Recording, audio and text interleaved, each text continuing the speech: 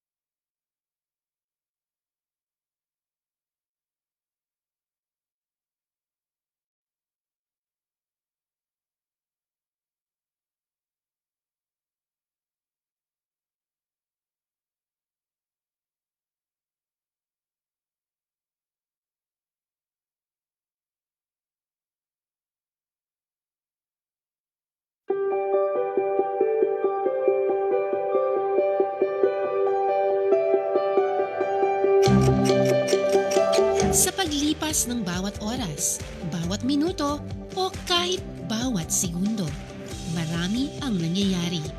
Napakabilis ng pag-unlad at pagbabago sa paligid, partikular sa mundo ng Information, Communication and Technology o ICT. Sa pangunguna ng DICT o Department of Information and Communications Technology, inilulunsad sa iba't ibang bahagi ng bansa ang proyektong Tech4ED. Ito ang tugon ng ahensya sa minsay pagkaiwan ng ilang mga lugar sa pag-unlad ng teknolohiya. Ang ilang mga bayan at lungsod sa Camarines Norte, Camarines Sur at Oriental Mindoro ay una nang nabiyayaan ng mga Tech4ED Center. Sa tulong ng Tech4ED, nagagawang makipagsabayan hindi lamang ng mga nasa kabihasnan o rural area, kundi maging ng mga urban area sa pag-unlad ng teknolohiya.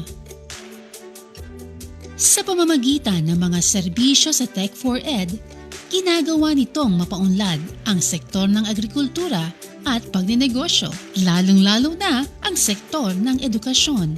Malaki ang dinala nitong pagbabago sa paraan ng pagkatuto ng kabataan tulad sa San Roque II Elementary School sa Occidental Mindoro.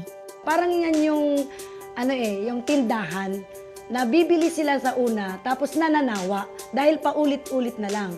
Unlike po nung dumating yung Tech4ED, mas lumawak ang kaalaman ng mga bata, mas marami silang natututunan at mas marami pang matututunan through the help of this technology. Katuwang ng DICT ang iba pang ahensya ng gobyerno at mga kawani ng lokal na pamahalaan sa mga bayan at lungsod sa bansa. Parang maisakatuparan ang layuning walang maiwanan sa walang tigil na pagbabago at pag-unlad ng teknolohiya. Nararamdaman ko yung malaking tulong nito kasi especially while you assist the client at nakita mo na hindi siya marunong kahit ng basic computer operations at inassist mo siya, malaking bagay yon. And then kapag nagbukas na sila ng Tech4ED and they go into the different segments, alam mo yon yung parang, I found it. Parang yung hinahanap nila na, ito yung gusto kong matutunan. It's here, I'm learning it now. Malaking bagay. Kahit ang mga taga-sitio Lipata sa Caramoan, Camarines Sur, hindi hinahayaan ang kawalan ng kuryente para kahit paunti-unti ay maging mga bihasa sa paggamit ng computer.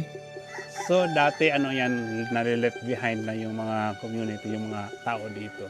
So through Tech4ED and the ICT, kumbaga nagkaroon ng connection kami para sa mainland to the far-flung barangays. And sana dumating yung araw na wala na yung gap na when it comes to technology. Ngayon nga na nagsisimula pa lamang matutong gumamit ng computer ang mga taga-sitio Lipata, malaki na ang pagpapasalamat ng mga residente.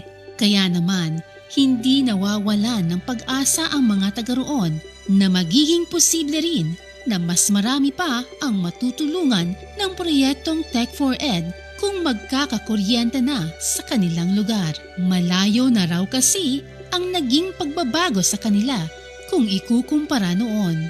Ang integrasyon naman ng programang tulad ng LEAP o Learning English Application for Pinoy sa Tech4ED ang siyang pangunahing ipinagpapasalamat ng mga taga-Oriental Mindoro. Sa tulong kasi nito, natulungang magkatrabaho o kaya naman ma-promote sa trabaho ang mga nagsisipagtapos ng training. Tech4ED is a very interesting platform because it offers a single platform with a lot of content areas. Maraming buhay na ang nagawang mabago ng Tech4ED mula sa mga gusto lamang matuto sa paggamit ng computer, gustong makahanap ng trabaho, at hanggang sa mga gusto pang higit na mapaunlad ang kanilang mga sarili. Kasi po noon, pag may mga taong dumarating dito, yung iba po nagtataguan kasi nahihiya silang humarap sa mga tao. Pero po ngayon, kami na po mismo ang lumalapit. Nung nag-a-apply po ako ng trabaho ay hindi po ako matanggap kasi nga hindi po ako nakapagtapos ng pag-aaral. natuto akong bumangon at nagkaroon ng pag-asa dahil dito sa Tech4ED na kung sakaling makaano po ako dito, makakapag-apply na po ako ng magandang trabaho. Nagbukas din ito ng bagong oportunidad sa mga OFW version 2.0 o ang mga online Filipino worker. Dahil sa tulong ng mga training na mula sa Tech4ED project tulad ng para sa web development at kahit sa paghanap ng sariling mga kliyente, nagagawa ng kumita ng ilang mga Pilipino kahit nasa kani-kanilang mga bahay. Dahil dun sa DICT na training na nakita ko nakita ko yung dream job ko, which is yung ito ngayon na trabaho ko. Siguro kung wala yung training, naghihikaws pa rin ako or nag-struggle pa rin ako sa life or hindi pa rin ganun ka-establish yung career ko sa ngayon. Dati, idea ko lang na sana magkaroon ako ng work na nasa bahay lang kasi lalo na po't may kapansanan. So, nung nakapag-training ako, nakita ko na, posible pala talaga at may gumagawa ngayon na nagtatrabaho sila sa bahay at kumikita ng sapat. At hindi lang sapat parang mas malaki pa sa sapat. Maging ang mga tinuturing na napag-iiwanang sektor ng mga person with disability na bibigyang prioridad din ng proyektong Tech4ED. Dati hindi namin ito kayang gawin, but ngayon, we are very proud to say na well-equipped na kami para tulungan yung mga may kapansanan na iangat, maging competitive din sila, ika nga. Sa pamamagitan ng mga training para sa basic PC troubleshooting, internet literacy, social media utilization, at paggamit ng mga office application na hatid ng Tech4ED project, mas kaya ng makipagsabayan ng mga PWD. Pati na rin ang mga nasa bilangguan na nagnanais makapagsimula ng bagong buhay. Malaki po yung nabago sa buhay ng ating mga PDL sapagkat doon nila na-realize na although sila nasa loob ng piitan, sila pala yung mahalaga pa rin. At binibigyan namin sila ng magandang mga programa na kung saan yung mga programang yon ay siya rin yung mga natatanggap ng mga programa sa labas. Dito po nakala po namin, sa katulad po namin mga person deprived of liberty, ito na po ang aming katapusan o ito yung sinasabi nga po, ang tulad po itong bilangguan po ay isang bangungot ng aming buhay. Pero hindi po. Sa tulong po ng DICT Tech4ED, nagkaroon po kami ng isang magandang buhay na kung saan po nahasa po ang aming talento, ang aming utak. Bagaman hindi kaagad, magkakaagapay na iniaangat ng Tech4ED program ang buhay ng bawat Pilipino, anuman ang kanilang pinagmulan at gustong patunguhan. Dahil kasabay ng pagdami at patuloy na pagsuporta sa proyektong ito ng DICT, hindi imposibleng pagdating ng panahon, wala ng Pilipino ang mapag-iiwanan ng pag-unlad ng teknolohiya. Maraming salamat, DICT, para sa Tech4ED Project! Yay!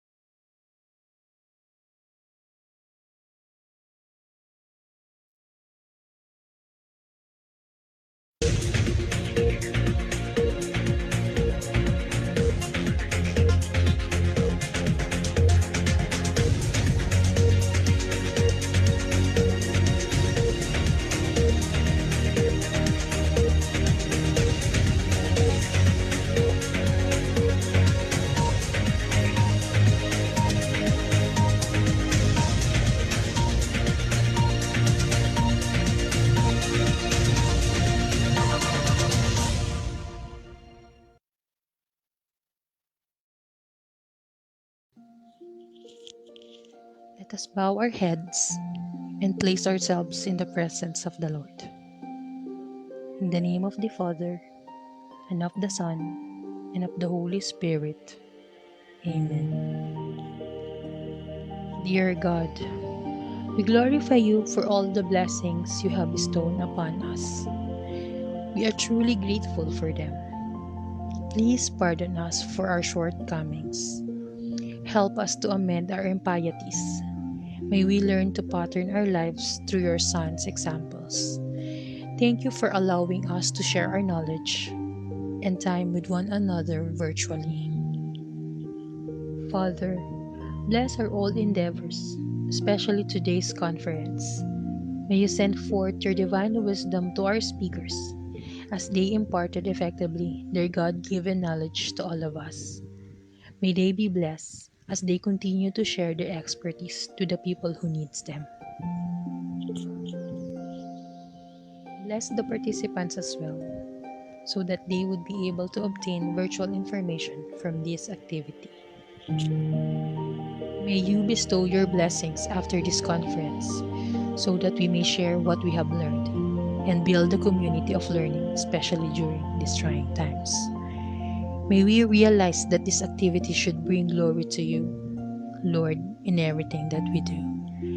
May we be guided by your wisdom, your love, and the abiding presence of your Spirit.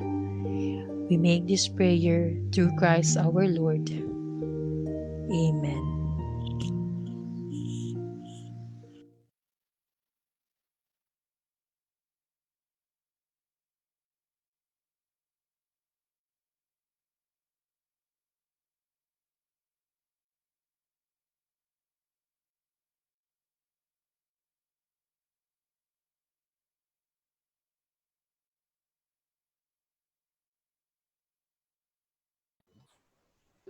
All right. Good morning, everyone. Sound check po muna tayo. Am I loud and clear? Hello. Zoom participants and FB Live viewers, am I loud and clear? Okay, yan. So, loud and clear daw po tayo. So, good morning po. I am G, and together with us, we have... I am Mary Ann Lacson. Okay, so yan. Welcome po for Tech4ED Digital Conference 2020 Day 2. Yan. So, Day 2 na po tayo. So, before po tayo mag-start, start our program, kailangan po muna natin ulitin ang ating virtual etiquette. Okay? So, let's start. Okay, ang ating pong una, syempre, lagi naman po na, alam na nating lahat ito. Okay, the first one is we have to keep our microphones on mute at all times. Okay, ito po maganda.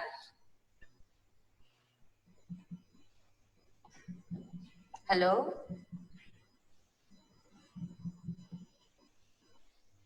Hello? Loud and clear. Okay. Okay, thank you. Pasensya na po ha. Live po kasi tayo. Alright. Okay, kailangan po nakamute yung mga microphones natin. If you want to interact with our resource person or sa amin po as your moderator, chat nyo lang po, Zoom participants sa ating pong Q&A box. So makikita nyo po yan sa screens nyo. At para naman po sa ating mga FB live viewers, so you can interact gamit po ang ating comment section. So, mag-comment lang po. Mag-comment lang po kayo dyan. And another thing, kailangan po mayroon tayong bottle or glass of water. Yan. Para po mag-dehydrate tayo every now and then. Kasi morning po, kailangan gising.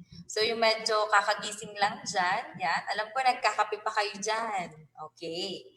So, yan. So, after nyo po mag-breakfast or while you were having your breakfast, kindly enjoy our session for today. Okay? Ang ating pong, mayroon lang po akong maikling announcement. Okay? Mayroon po dyan sa screen natin yung ating attendance form. Okay? Ito po yung mga requirements natin para po makakuha tayo ng Certificate of Participation. Okay? We have attendance for day 1. So, kahapon po yun. We started as early as 7:30. Tapos, kinlose na po natin yung attendance form ng 12 noon. So, ngayon po, ganun din. You have to pitch in. Ilagay na po natin ang ating mga responses sa ating attendance form for day 2. Huwag niyo po yung kakalimutan kasi gagamitin po natin siya sa ating i-raffle later. And of course, our evaluation, ibibigay po natin ito mamaya right after our conference. And of course, yan. Ito po yung sinabi ko kahapon. So, may iniiwan po ako laging friendly tip. Use your personal email address when accomplishing attendance and evaluation to secure no mail delivery failure. Yan. So, ang gagamitin po natin, preferably, ay ang ating mga personal email address. Bakit po? Kasi ang ginagamit po namin na pag-connect or pang-reach sa ating audience or participants ay regular email din. So pagka ang gagamitin po natin ay ang ating company or office address, so may mga restrictions po na in-implement si ating ICT admin. Okay? So kaya nakakaroon po tayo ng mail delivery failure, and make sure tamang-tama po ang ating ilalagay na details like your email address and of course your full name. Kasi kung ano po yung nilagay natin, yun po yung magre-reflect sa ating certificate. Okay?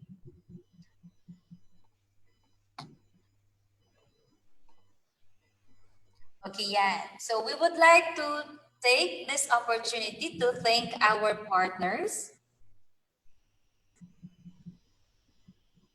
Okay, let me show our partners first. Thank you, Connected Women. Thrive PH and IT Era Technology Solutions. Fitslanguage.com. Trend Macro. Mimaropa Center Managers. And of course, Bicol Center Managers. Yan. So maraming salamat po ha sa pag-grace ng ating conference for today. So our sponsors, teachers, mayors, from the public servants, and of course, our Facebook Live viewers, good morning. Okay, so before po tayo mag-recap, let's have our pulse poll Mentimeter. Okay, flashed on our screen is our code ng ating pong Mentimeter. Okay, so yung attendance po natin ay https://tinyurl.com/DigiCon attendance day 2. So kung hindi pa po kayo nakapag-attendance, puntahan niyo po muna ang ating Google Form and make sure to submit your response. Okay, punta po muna tayo sa ating pulse poll survey. Okay, go to menti.com and type in the code 782615. Okay? Punta po muna tayo sa ating browsers. Kung meron po kayo dyang Safari, Chrome, yan. So punta po tayo sa menti.com and we have to type in the code 782615. So meron po akong 2 questions doon. Sasagutin lang po natin para po malaman natin yung mga responses. Okay, I'll be giving you 2 minutes. Okay, Sir Jay, kindly show our web page. Okay. So mayroon na po tayong mga responses. Okay, mamaya po tayo mag-shout out. All right. How did you know about the Tech4ED Digital Conference or DigiCon? All right. Sige. Via invitation, sa colleague, and of course sa social media. Nice. Tingnan lang po natin. Okay, I'll be giving you 2 minutes po. Punta po tayo dito sa menti.com and use the code 782615.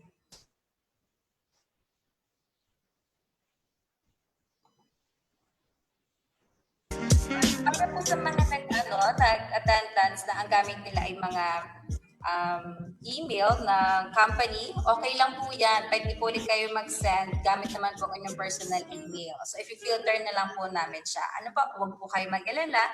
Pwede po kayo mag-send ng responses sa ating attendance form ng siguro mga 1 hanggang 2 submissions. Ano po? Alright, so yan, ang ating pong mga sagot. Well, we have 151 by invitation daw po nila nalaman ng ating DigiCon for today. Yung iba naman, colleague, wow! Ang galing naman ng colleague natin, no? Sinishare talaga na may conference today. And of course, ito po yung power ng social media. Yan. So, 234 po and counting. Another minute para po sa question natin. How did you know about the Tech4ED Digital Conference? Ito na po yung, yan, sige. So, we have 236. So, ibig sabihin po nito, tama po yung sinabi kahapon ni Ma'am Lizelle sa Connected Women. So, super dami daw po talagang online users ngayon, lalo na po na panahon ng pandemic. Imagine 73 million. Yan. Online users po yan. 239. At alam ko po, hindi tayo makakatulog or hindi po dadaan isang araw na hindi tayo nag-open ng ating social media accounts. Okay? Alright, so eto na po, basahin na natin. So yung by invitation, mga naka-receive po na invitations natin. So yun po ay ating mga center managers. Sa colleague naman po, so siguro through text ito or chat, ay 52, and of course our social media. Siguro napanood niyo po ang ating mga announcements. So we have 240. Okay, punta na po tayo sa next question. Okay, what is your job role? Yan. So yan, ang daming sumasagot. So mapapansin niyo po dito sa ating Mendy, pag po medyo larger or bigger yung font natin, ibig sabihin, siya po yung may pinakamaraming responses. So pag maliliit pa lang yung font, so kukunti pa lang po yung response na katulad nun. Okay, so we have educator, instructor, of course, the center manager, yan, teacher, yan. Okay, computer technician, Tech4ED Center Manager, ICT Coordinator, college instructor, yan. So, lahat po pala talaga related sa sa ICT, po. We have librarians here, IT supports, we have lecturer, at may nakita po ako mga freelancers. Hello po, good morning. Okay, so yan. So since nakita na natin kung sino po, ano yung profile ng ating mga participants for today, so kukwit na po natin yung menti.com, and thank you for participating on our Pulse Poll survey. Alright. Before po tayo mag-start ng ating session for the day, which is our Tech Talks, let's have a short recap of what we had yesterday. Okay, so nag-start po tayo ng siguro mga 8:30 or 9 hanggang 12, past 12 na. So, we had our recognition ng ating mga Tech4ED centers with exemplary service, and of course, the talents po ng ating mga champions for our recently concluded ICT Month online contest. And of course, we had 2 sessions po, okay, which highlighted the inspiring stories of how the Tech4ED centers pivoted during the pandemic. So yun po yung una nating session. So on that first session, we had Ma'am Vina as our moderator, Ma'am Grace, Sir Marvin, and Sir Windell. On our session 2, we learned more about the digital marketing and opportunities in the new era under the We Trade, We Match episode by Ma'am Lizelle of Connected Women. So thank you so much po for the wonderful sessions kahapon. Okay, so bibigyan ko lang po kayo ng values ha. Ang live viewers po natin kahapon ay 558. Yes, you heard it right. So 558 po yung na-reach natin kahapon na mga FB live viewers. Sila po yung mga hindi nakapasok sa ating mga Zoom, but interested pa rin po sila sa ating Tech4ED conference. At ang ating pong Zoom participants kahapon ay 411. Alright, ang dami po natin kahapon. Okay, so today, we have prepared a bunch of tech talks that will surely provide us with interesting facts and innovative ideas. We have invited 4 professionals to take us into a whole new level of learning. So I will be your moderator for today's tech talk. So alam ko po, yung karamihan sa inyo, nakikita nyo na po ako sa webinars. Yes, nagmo-moderate din po tayo ng webinars na LC3. So ngayon po, I will be your moderator sa ating pong 4 na topics. So the resource speakers will share their ideas and show their materials. So ang gagawin po natin, yung pong 4 na speakers, magpe-present po muna sila, mag-share sila. After po nila mag-share, saka po tayo magkakaroon ng chance to have a question and answer segment para makapag-interact naman po tayo sa kanila. So pag may mga questions po kayo, Zoom participants, kindly send them in through our Q&A. So grab the chance po kasi mga professionals po ang mga bisita natin ngayon.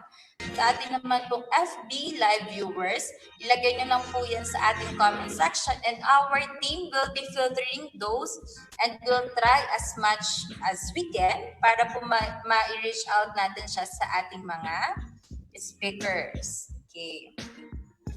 So to kick start today's session, let me introduce to you our first speaker. Okay, since we're doing it live, tatanungin ko lang po, Sir Fheter or Sir Jan, okay na po ba tayo? Are we in? Morning, ma'am. Yes po. Okay, good morning. So yan, tinawag ko na si Sir. Para naman pagka in-introduce ko siya, mati. Okay, so our first speaker is one of the young innovators in Puerto Princesa City and in Palawan. And he is also the founder and CEO of IT Era Technology Solutions and Drive PH.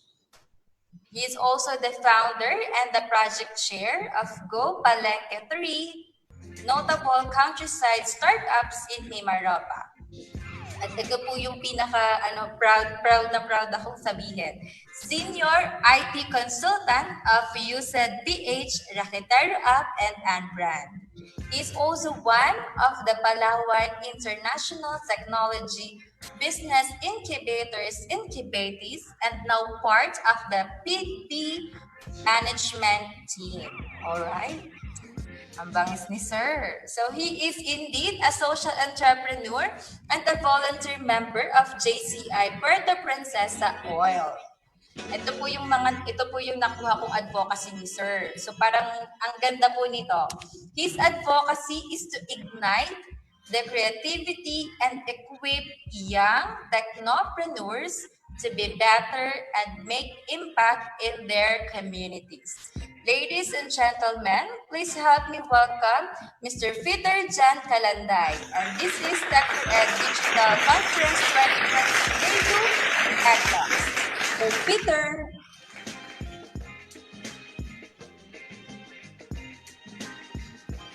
Hi, good morning po.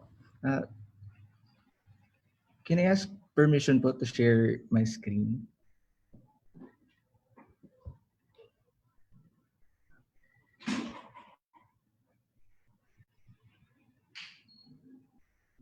For a while, sir. Thank you.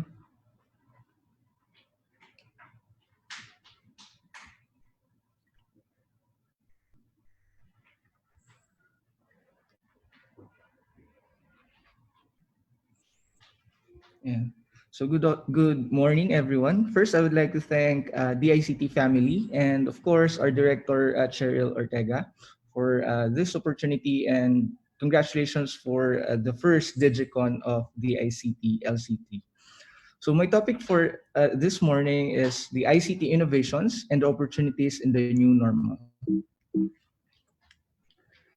The topics that I'll be discussing or will be covered is number 1, ICT innovations, number 2, digital nomad, number 3, opportunities in the new normal, and number 4, tips for technopreneurs and startups.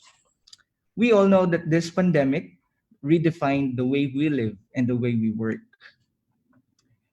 It redefines our lifestyle, education, and our economics.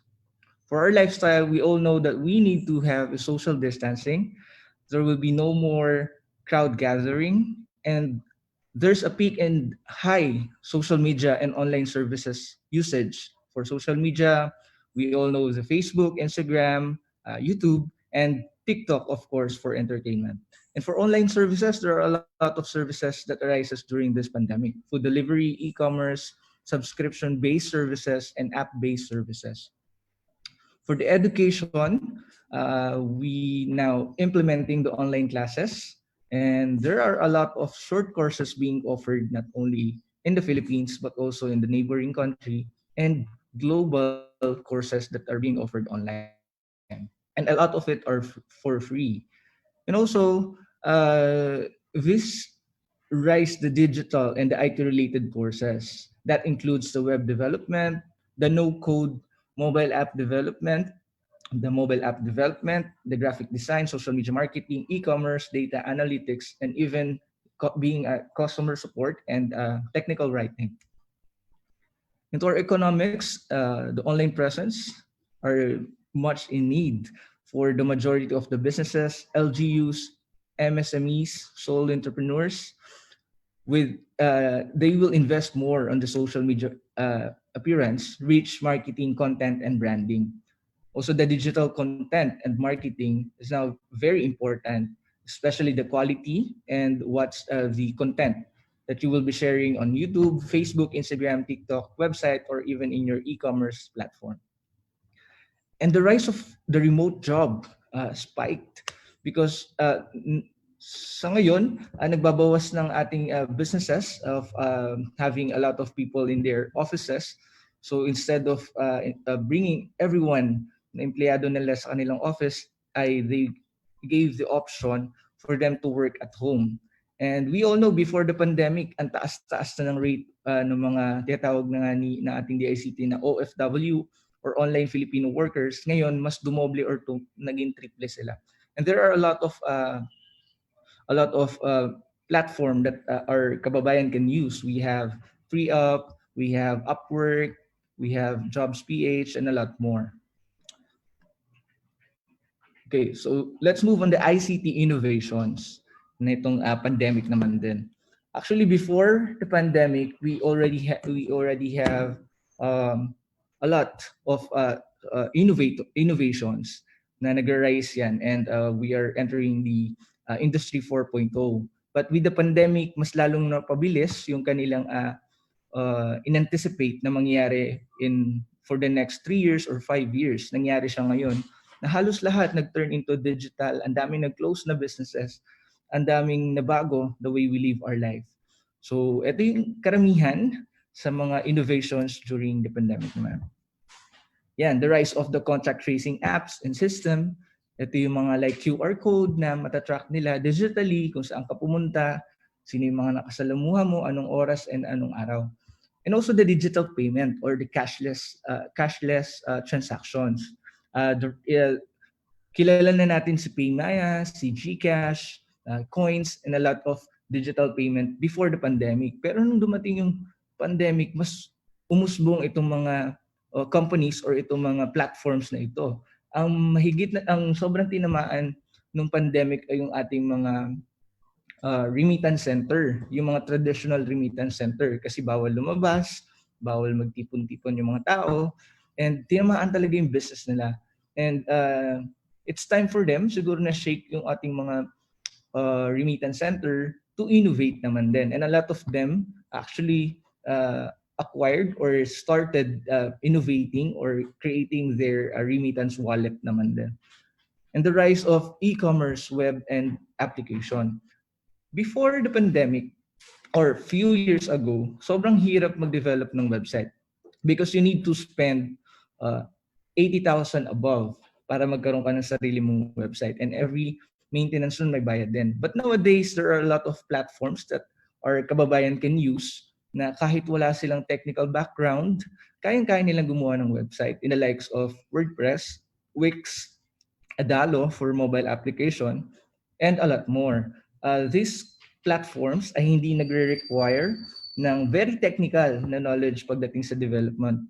It will not require you to do coding, traditional coding, but drag and drop lang siya and papatakbuhin mo lang yung logic mo para at least makapagpatakbo ka ng application. Pero syempre iba pa rin yung mga dinidevelop using yung ating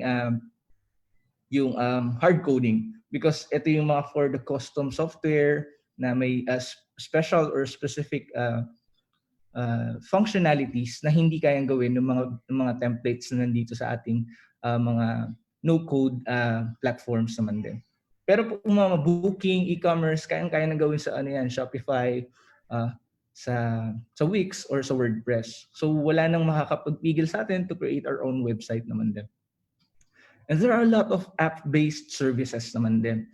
May mga giant player before like Grab, Foodpanda, angkas, and a lot more. Ang laki nitong companies na to. But you will be very surprised kasi during the pandemic, yung mga nasa countryside, yung mga nasa province, nagawa nilang mag-develop ng mga sarili-sarili nilang mobile application. And nakakatuwa kasi halos kamukha niya na yung mga services na sinlaki ng mga nasa metro or yung mga nasa ibang bansa. Meaning to say, kaya talaga ng Pinoy makipagsabayan when it comes to quality, when it comes to ganda ng serbisyo. Pagsamahin mo yung technology, knowledge ng mga Pilipino, plus yung hospitality natin, and the way we treat our clients, and tingin ko mas malalampas or mas mahigitan niya pa yung ibang malalaking platforms or malalaking brands or companies na up-based din pagdating sa labanan sa local. Because sa local, kilala niyo yung nasa paligid niya, and these people or these business owners knows how to touch the hearts or how to speak with the locals then. Also, the video conference platform. We all know Zoom, Google Meet, and Facebook actually introduced the video group then na parang Zoom. But yun nga, ito kasi sinasabi natin na pag nasabayan mo yung crisis or yung shift or yung bubble, talagang hindi na aalis sa'yo yung mga tao. And Zoom made it. Nung nagsisimula pala yung pandemic, they introduced, they've been there for a while na rin, pero nakilala talaga sila during the pandemic. And now, we're using Zoom. And a lot of people are using Zoom na rin. And also the COVID-19 information website and mobile application. Napakagaling ng mga Pilipino because we made a lot of website and mobile app tracker na matatrack mo or may mga questionnaire doon to assess or to assist you kung malalaman mo may symptoms ka ba or wala. And there are a lot of apps din na ginawa ng mga kababayan natin na kung saan nandun yung directory of the health administration, or let's say the health people or yung mga emergency people na pwede mong tawagan within the local din. And also syempre yung entertainment platforms. Umusbong din sila ng sobra because lahat ng tao is nasa bahay. So naghanap tayo ng magagamit natin to entertain ourselves. And isa dito si TikTok na sobrang nag-boom naman din. And ngayon ginagamit na siya as advertisement platform na rin. IoT or Internet of Things and other physical innovations, marami ring nagawa yung mga Pinoy. Like yung booth for the swabbing, tapos merong mga yung para sa pag-assist doon sa may problem sa na rin sa paghinga. May mga nakagawa rin yan. Mga Pilipino rin. And also the IoT, yung mga sensor na disinfectant na hindi mo na pipisilin or aapakan itong mga natin, yung mga disinfectant sa door, kundi may sensor na ito, minsan AI-based at minsan na lang, itatap mo na lang ng ID mo, and there will be a sprayer or disinfectant and distribution of face mask na rin. Yan, eto nga, sabi nga ni Steve Jobs, sometimes life is going to hit you in the head with a brick. Don't lose faith. This time, sa pandemic, this is how many companies will be feeling when they eventually come out dun sa other side of the pandemic. Nakakalungkot kasi ang daming businesses ngayon nagsasara, hindi lang yung maliliit kundi pati yung mga malalaki na these businesses have been there for a couple of years na rin or ilang century, ilang dekada na rin sila nandiyan. Pero nagsasara sila ngayon kasi nga wala nga kita. But yung expenses nila tuloy-tuloy din. Yeah. So ang tanong, is traditional businesses dead? No, but it must evolve and integrate with digital. Ano itong mga digital na kailangan natin isama sa mga businesses natin or sa ating traditional processes ng paggawa, let's say, ng mga products natin? Sa baba, they need to think about the Internet of Things, the mobile application, website, social media stores, digital content, social media marketing, and automation ng process ng system nila. Because this kind of platforms will help them to reduce, malungkot man, but businesses will reduce yung manpower nila. And to support their production, kahit nagbabawas sila ng manpower, is kailangan nila ng automation for the system. And also the artificial intelligence or the bot to fulfill the gap ng pagkawala ng mga tao nila, but they can still do efficiently and mabilis yung pagsagot nila or pag-entertain nila or pag-process nila sa kanilang mga kliyente. Yan. Number 2, let's talk about the digital nomad. This term has been around for a couple of years na rin. Sikat to sa mga turista na pumupunta ng iba't ibang lugar just to take photo or magsulat ng blog or create ng content sa tourist destinations. So digital nomad. Ano ba yan?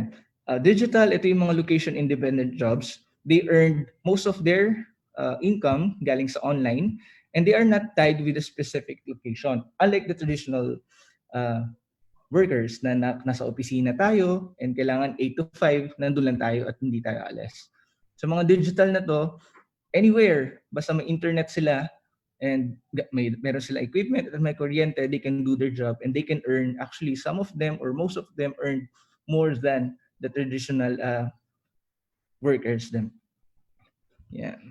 So anywhere, usong-uso yan. There are a lot of co-working space na magagamit natin, especially Tech4ED. Maraming yung DICT na facilities, especially dito, for example, sa amin sa Palawan, nagigamit siya ng mga freelancers natin, not only to do their online job, but also to do conference and meeting, and napakaganda ng facility nila dito. May internet, may aircon, and napakalinis ng lugar. Yan. Di mo kailangan mag-uniform, hindi mo kailangan 8 to 5, hawak mo yung oras mo, but you still need to police or be accountable na nandoon ka. Kasi being a freelancer is actually just like running your own business din.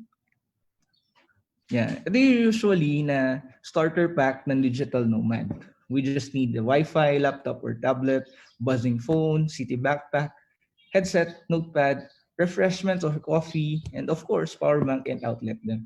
Pag may generator, mas okay yun. Kasi, for example, for the remote island or sa mga provinces, madalas ang brownout, it really affects your productivity and even your credentials. Minsan, mabablock ka pa ng mga kliyente or hindi ka babayaran pag tinamaan ng brownout yung lugar nyo naman din. Kasi nga, they are monitoring. There are a lot of system na rin or platform that our clients can use para ma-monitor nila kung ano yung ginagawa natin. Kasi they want to make sure na yung binabayaran nila sa'yo, ginagamit mo rin to do yung task na binigay nila sa'yo.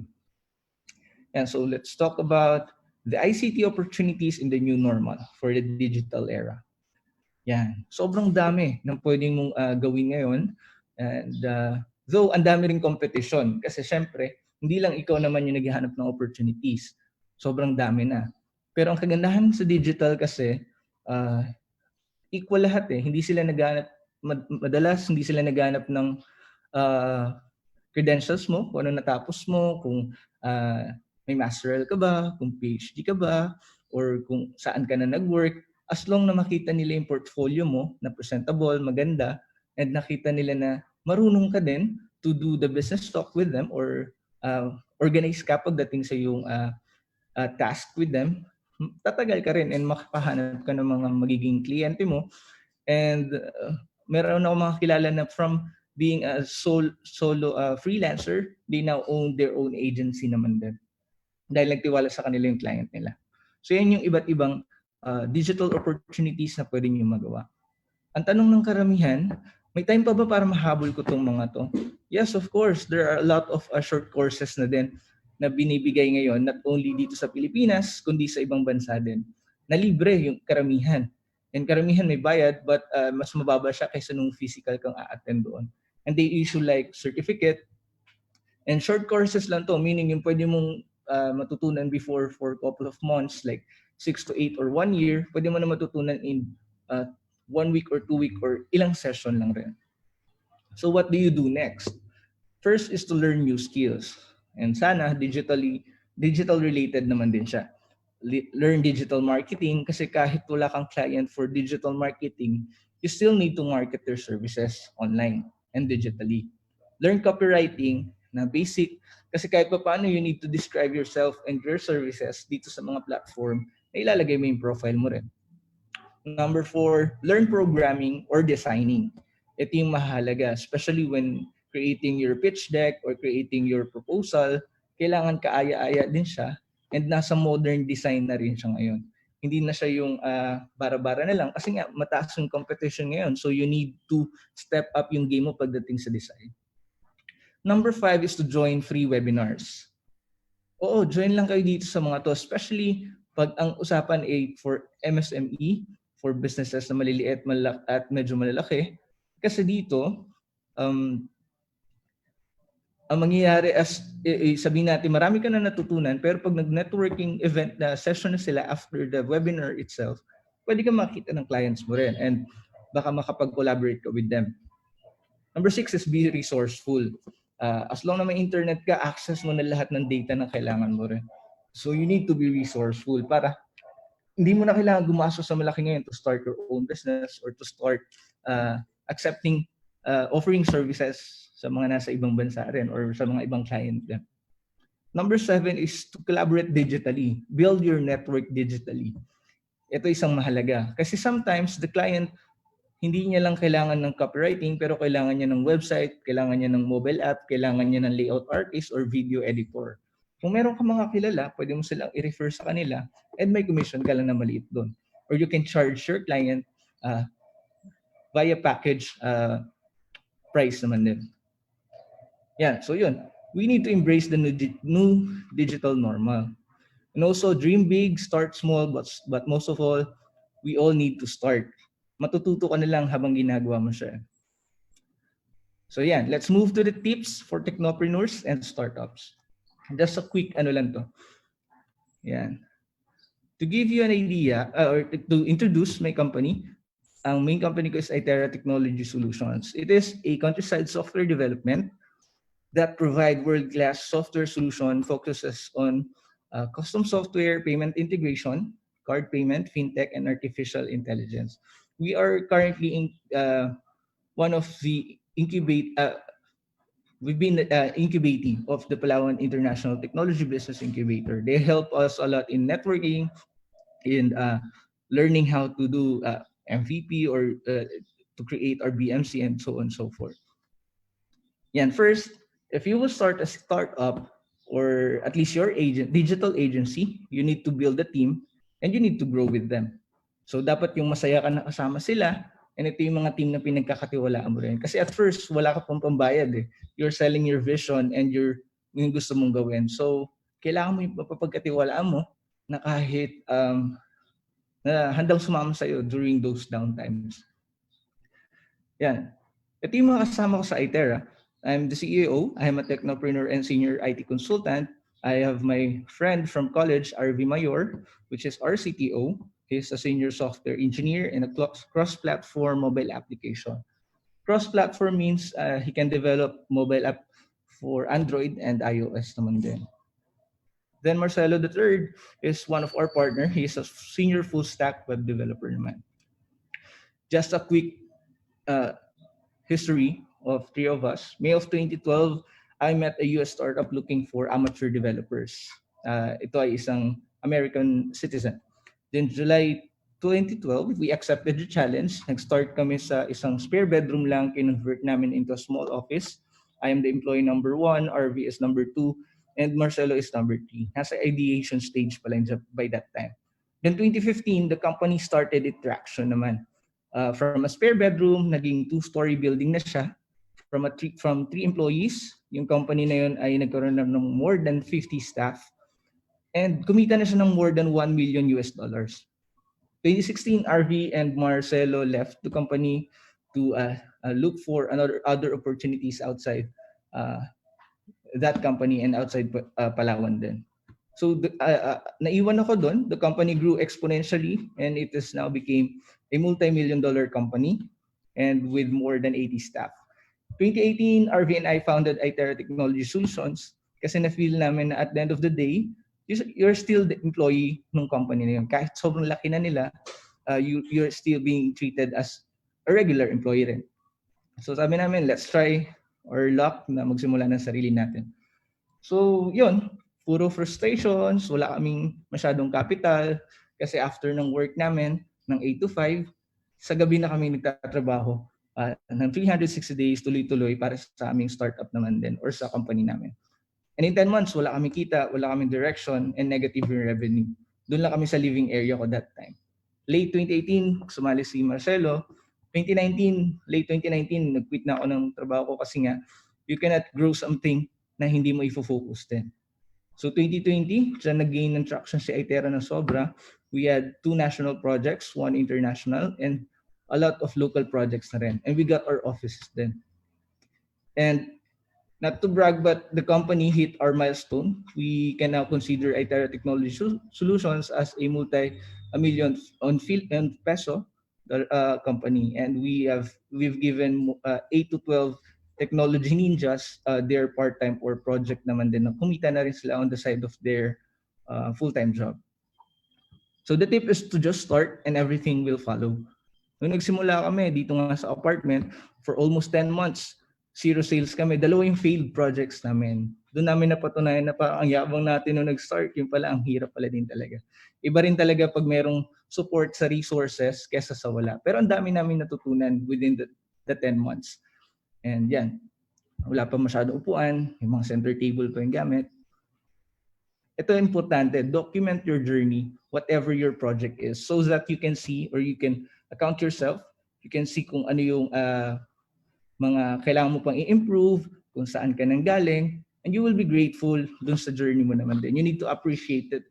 Kasi wala namang naging successful na entrepreneur or businessman na wala rin pinagdaanan na failures. Mas maraming failure kesa up. Ito yung video nung nakuha namin yung first plaka namin. That was way back May 22, 2018. Next tip is to try and fail, but never fail to try. Yan. Kailangan tuloy-tuloy lang. Subukan mo lang. Pag nag-fail, edi nag-fail. Then next project ka na. Or next pivot ka na. Then gamitin mo lang yung natutunan mo nung failure mo. Yan. We have a lot of projects. Yung Palawan XP and 2018 Baragatan Countdown. Ito yung mga frustrations namin at first.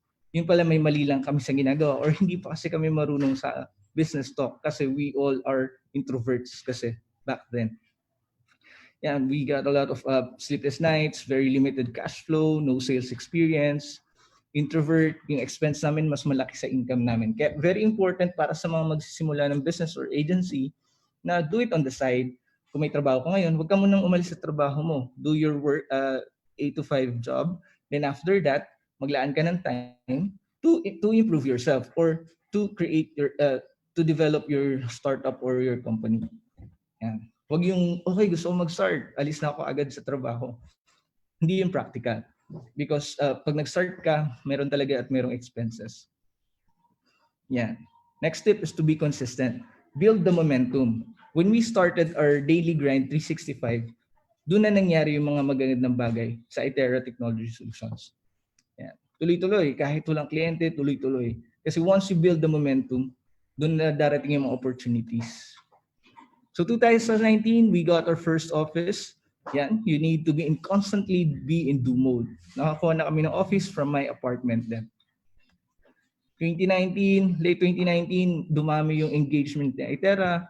Diyan na namin na-meet si USA, si DAI Global, si Conservation International. And we were sent, yung RIVE PH na startup namin, we were sent by DOST Mimaropa and PITB sa Singapore as one of the 4 Philippine delegates na nag-compete po kami with 32 startups sa mga neighboring country natin sa Asia. And good news, we hit the top 4 dito sa 32 na to rin. Yan. And DOST Mimaropa gave us support for equipments na nagamit namin for our development naman ng aming prototype. 2020, we got our new offices. Yan, nakalipat na kami. Maraming salamat talaga with the TBIs, itong mga ganitong klaseng incubator. They will help you scale your business then. And they provide us office space. And nandiyan kami. And with the guidance of them, ang dami namin natutunan. And it helped us build our momentum. Mas tumindi yung momentum namin and mas lumaki yung network namin. Next tip is to bounce back. Learn fast and try again. Yan. Pag nagka-problema ako, okay lang yung isang araw na ilaan mo doon para syempre malulungkot tayo, tao tayo because nag-fail yung project natin or yung product natin. But the next day, kailangan mo na mag-move on. Kasi maandar yung oras natin. Kung hindi mo tutuloy yung idea mo, merong ibang gagawa niya.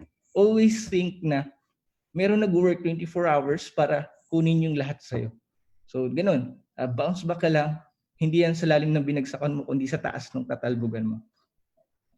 Yeah, ito yung collective experience namin within, since we started. We have 25 years experience in e-commerce and card payment, 5 years in telecommunication, 11 years in remittance, and 40 years in software development.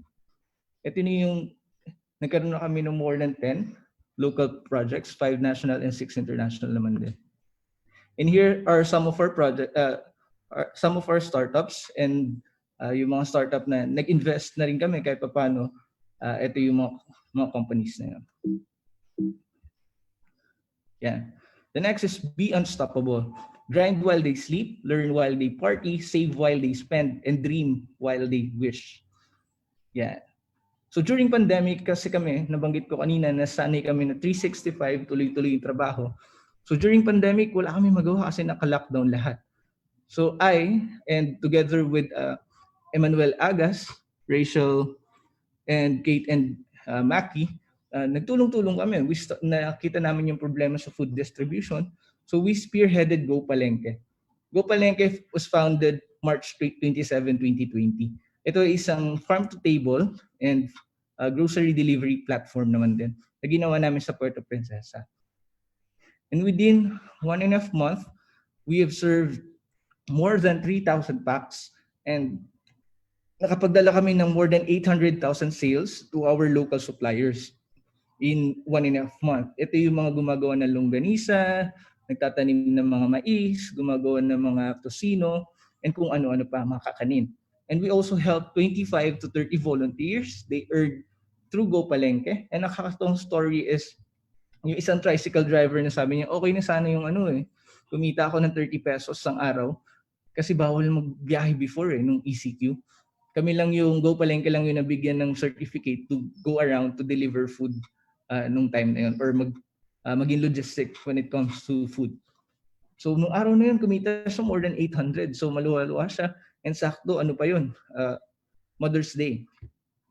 And also with Go Palengke, may mga gulay packages na dumaan, cash donation, sack of rices, and food necessities. And we also supported community kitchen naman din dito. Katulong naman natin dyan yung JCI Puerto Princesa Oil. Yeah. Also, we need to empower others.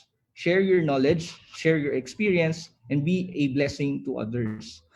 Recently, May 1, I joined PITB or Palawan International Technology Business Incubator together with Ma'am Vanji Tapar and Mr. Jessray Olivera. We have created 12 to 15 new startup incubators during nung pandemic to. And 40% or 50% nito mga clients na startup na ito ay malaki ang matutulong sa pandemic naman din or sa mga people to transact during pandemic. Yeah. Yeah, and be yourself, the art of self-awareness. So this will be the end of my slide. Again, my name is Fheter John B. Calanday, and I am a technopreneur and a senior IT consultant then. And I'm looking forward to collab with some of you guys. So my Facebook account is here and also the YouTube account, email, and Instagram. And some of my affiliations that I would like to thank ay nasa ibaba rin. So yun, together, let's make IT happen or let's make it happen. Thank you so much, the ICT family, and good morning again to everyone po.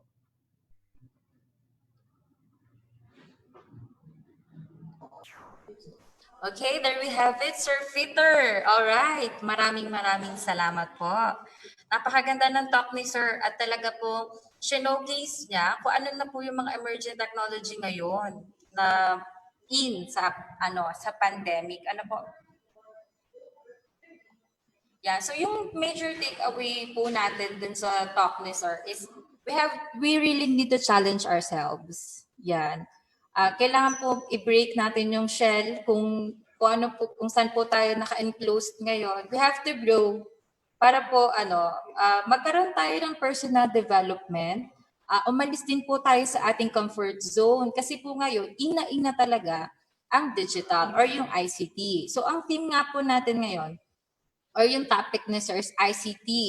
in the new normal at ano po yung mga new opportunities. So yun, sana na, marami tayong natutunan kay Sir at gawin natin siyang isang inspiration para po i-challenge natin ang ating sarili. Ano po, imagine kung gagamitin po natin ang ICT para ma-maximize yung mga gusto nating business. I know tayo po ay mga entrepreneur in the making. Okay, di po ba? Pag entrepreneur, meron po na tayong business in mind. So kung i-collab po natin ang ICT, magiging technopreneur na rin po tayo. So sa panahon po ngayon, na limited po yung access natin physically, why not convert our business sa isa pong digital platform. So maraming salamat Sir Fheter para po sa isang napakaganda at interesting na talk for today. Okay, so Sir Fheter, don't you go pa ha? Kasi standby lang po tayo. We'll be having our question and answer segment right after yung tatlo pa pong speakers ng kanilang talk. So magkakaroon po tayo na idea po, advice siguro, pagbibigay ng advice sa ating mga participants. Okay, so to continue with the exciting trends we have in store for this conference and help us be enlightened about podcasting, bridging the gap of digital economy through effective communication and negotiation, please help me welcome the founder of fitslanguage.com and the president of Connect Camarines Norte ICT Council, Ms. Anne C. Sabdao. Hello, Ms. Anne. Good morning. There you go. Sorry, I was on mute.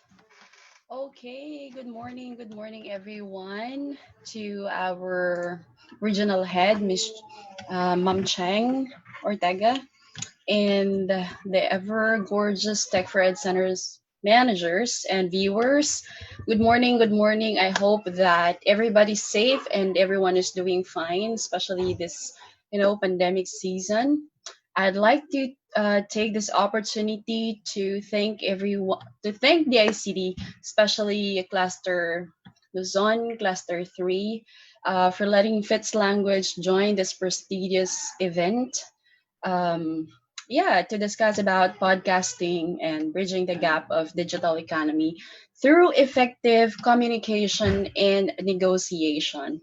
It's quite broad, but I will try to make it as enjoyable as possible.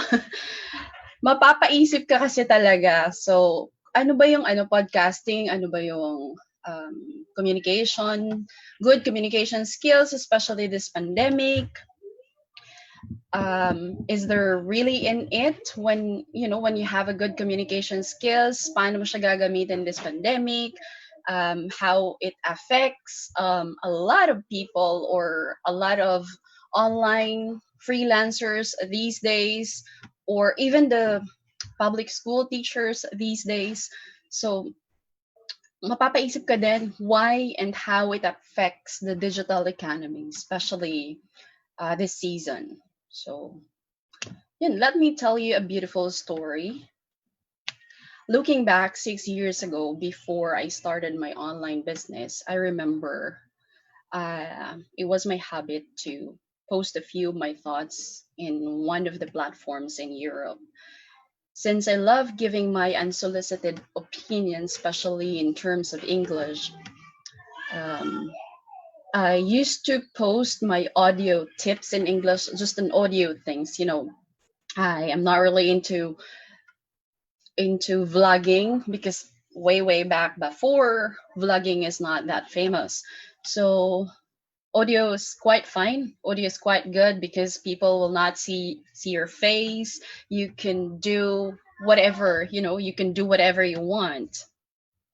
So since I love giving my unsolicited opinion, a lot of people started following me, and that's where I got my first client online. That's where I started getting a lot of students online, and that's where I started my business.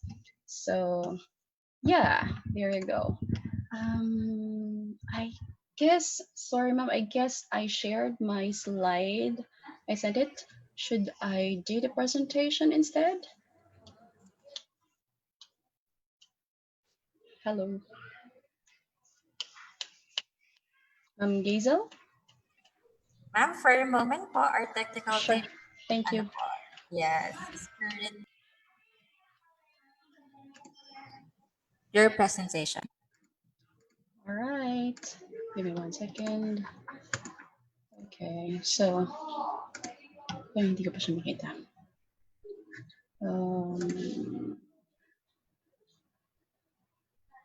Okay, there we go. Can we move on to our next slide?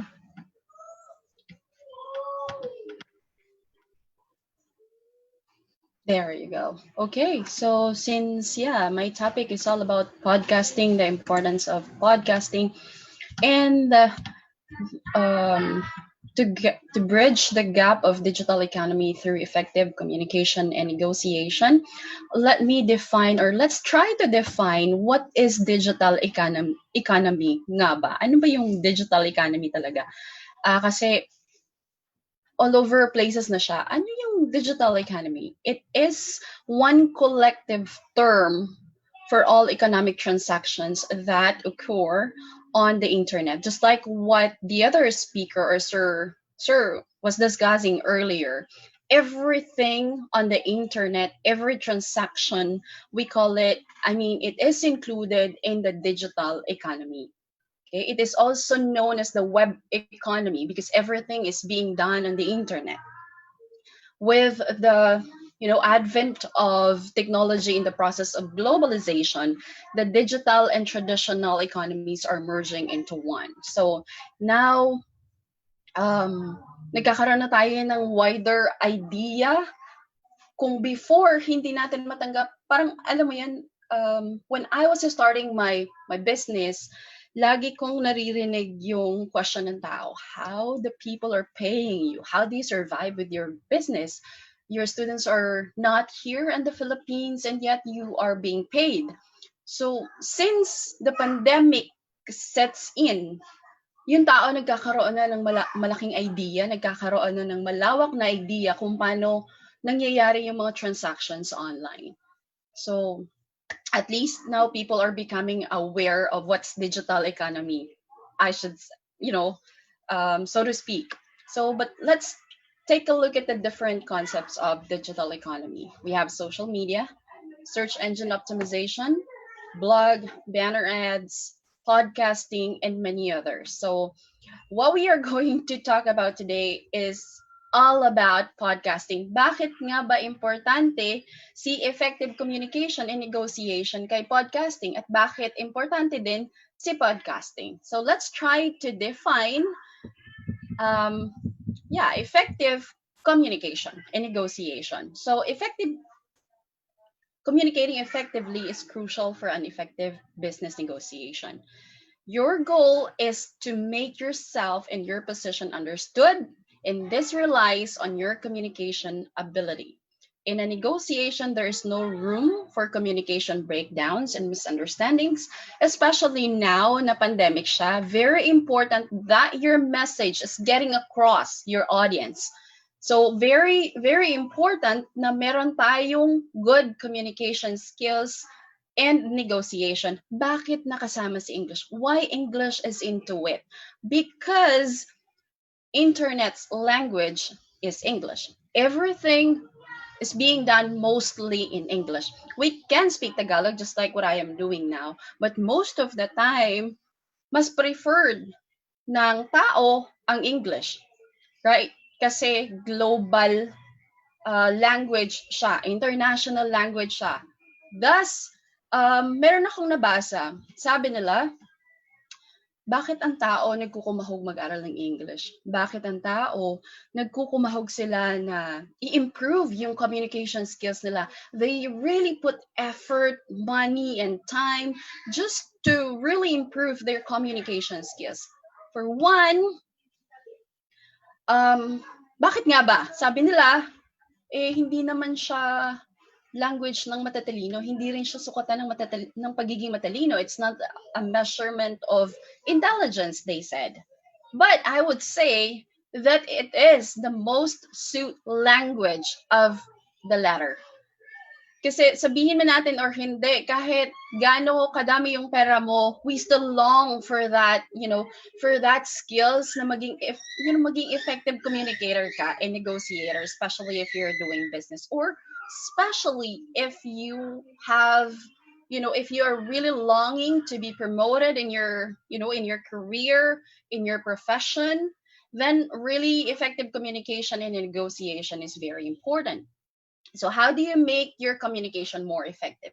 First, of course, there you go. You have to assess your current communication skills. And to do that, you could start with 10 questions, okay? With these 10 questions, you can answer if you are really a good communicator, okay? One is, can we try to post the questions, please? There you go. Did I respect the other person's point of view? Did I have a reaction to what they said? What prevented me from listening to their full message? Okay, this question is very important. You need to ask yourself if you are just listening to react or to give your rebuttal to the person speaking, because listening is different from hearing. So you have to make sure that you are a good listener, okay? In order for you to get the full message of the person speaking in front of you. Okay, next. Did the other person feel heard and understood? Did I acknowledge them? So how do we give that feeling to the other person, that they are being understood, that their message is fully understood? One is by acknowledging them. Two is by confirming the message that they are throwing, confirming the message that you've got from the other party. So that's two things that you need to remember. Next would be, if I was asking someone to take a specific action, that I make my request clear. Okay, when we are giving questions, when we are, I wouldn't say command, because it's really not a good word, I should say. Or when you are trying to ask someone for something, or something that needs to be done, especially if you are a business owner, or you're trying to delegate your tasks to your people, how do you make your request? Is it clear, or is it broad? Is it something that you still need to you need to go there and check step by step what your people are doing, or is it something that is really clear that they don't need your supervision, something like that. Next would be, am I speaking in a way that the other person can understand? Am I communicating in a way that will make the other person want to listen? Say, for instance, now that we are having this event, am I speaking in a way that the other person can understand? Or am I communicating the other way around?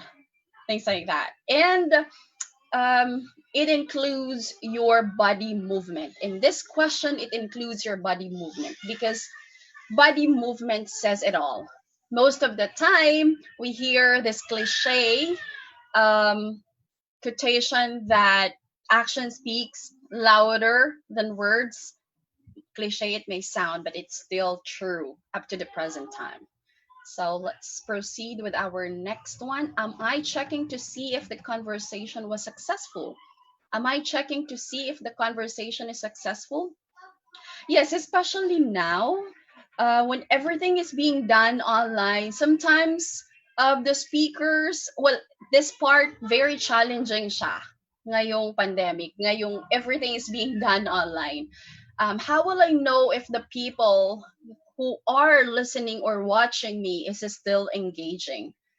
If the rules in the conference or the rules in webinar is for them not to speak while the speaker is speaking, so the only way to check if they are, understanding your message, or if your message is getting across your audience, is through question and answer portion or the open forum after the speakers speak, right? So yeah, that's one.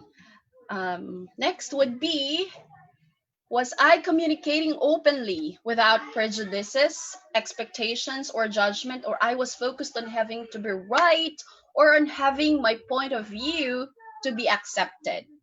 Normally, nangyayari to sa mga speakers, especially kung meron silang specific na, nangyayari to pag sa mga politicians. Kapag meron kang sinusuportahan na politicians, sometimes you try to incorporate it to your speech. I mean, yes, to your speech or to your talk. Yes, sometimes nagkakaroon tayo ng mga prejudice na ganun kasi we want what we want to get across the audience, and we want them to believe the same thing as what we believe. Another great example is when the teachers are teaching students. Sometimes they will insist their belief in religion to their students, whereas some students do not believe that there is God, and some of them believe but they are not practicing it. So nagkakaroon ng conflict, nagkakaroon ng gap si student and the teacher kasi nagfo-focus sila dun sa prejudice ni teacher or nagfo-focus sila dun sa belief din ni student. In anyways, I would say that in politics, religion, these two things, kahit anong debate ng two parties, walang mananalo. Kasi both have, different beliefs and opinion about the matter. So what I would normally suggest with my teachers is never ever open this particular topic to the student, but they are free to share their belief to their student, provided that they are not going to insist it. If the student would ask, so what is your belief about this? Oh, okay, then I definitely understand where you are coming from. I definitely understand your belief. Okay, so let's move forward. But we are not, dealing so much in that. So next would be, did I leave the conversation with some value? Did I allow other person to contribute? Yes, this what I was saying earlier, that you have to let other people contribute to, to the topic or to the belief, even if it's your belief, to the belief that you are sharing, so they can also be heard. Remember, in communication, listening is very important. Okay. Next would be, can we go next? Did I give the person the gift of truly listening? Yes, that's your gift to the other person. Good communication is when you are giving your ears, your heart to the person who is speaking. Next would be, if the outcome of the conversation did not meet my expectations, did I learn how to better communicate with a particular person? Did I open up a new and greater possibility that I didn't notice before? So it's when you are ready to accept, the things that they are saying. I mean, it's your time to show that you really listened well to their stories, that you acknowledge them as an individual, as a human being, because everyone deserves to be heard. Yes. Next would be, there you go. So that is a good communication. If your answer to these questions needs improvement, then by all means we need to take action. Okay, by all means we need to assess ourselves if we are a good listener, because good communication is always it's always two ways. listening well, and delivering your message well, making sure that your message is getting across your students. Okay, then what is podcasting? What is podcasting? Bakit siya importante sa panahon ngayon? Bakit siya importante sa good communication skills? We said, i-merge natin siya, himayin natin siya kung bakit siya importante. As what Sir was discussing earlier, podcasting plays a crucial part in today's undertakings. Why? We need to air our opinion. We need to air. We wanted to touch every human being on the internet, and one of the things that we can do is to do podcasting. Okay.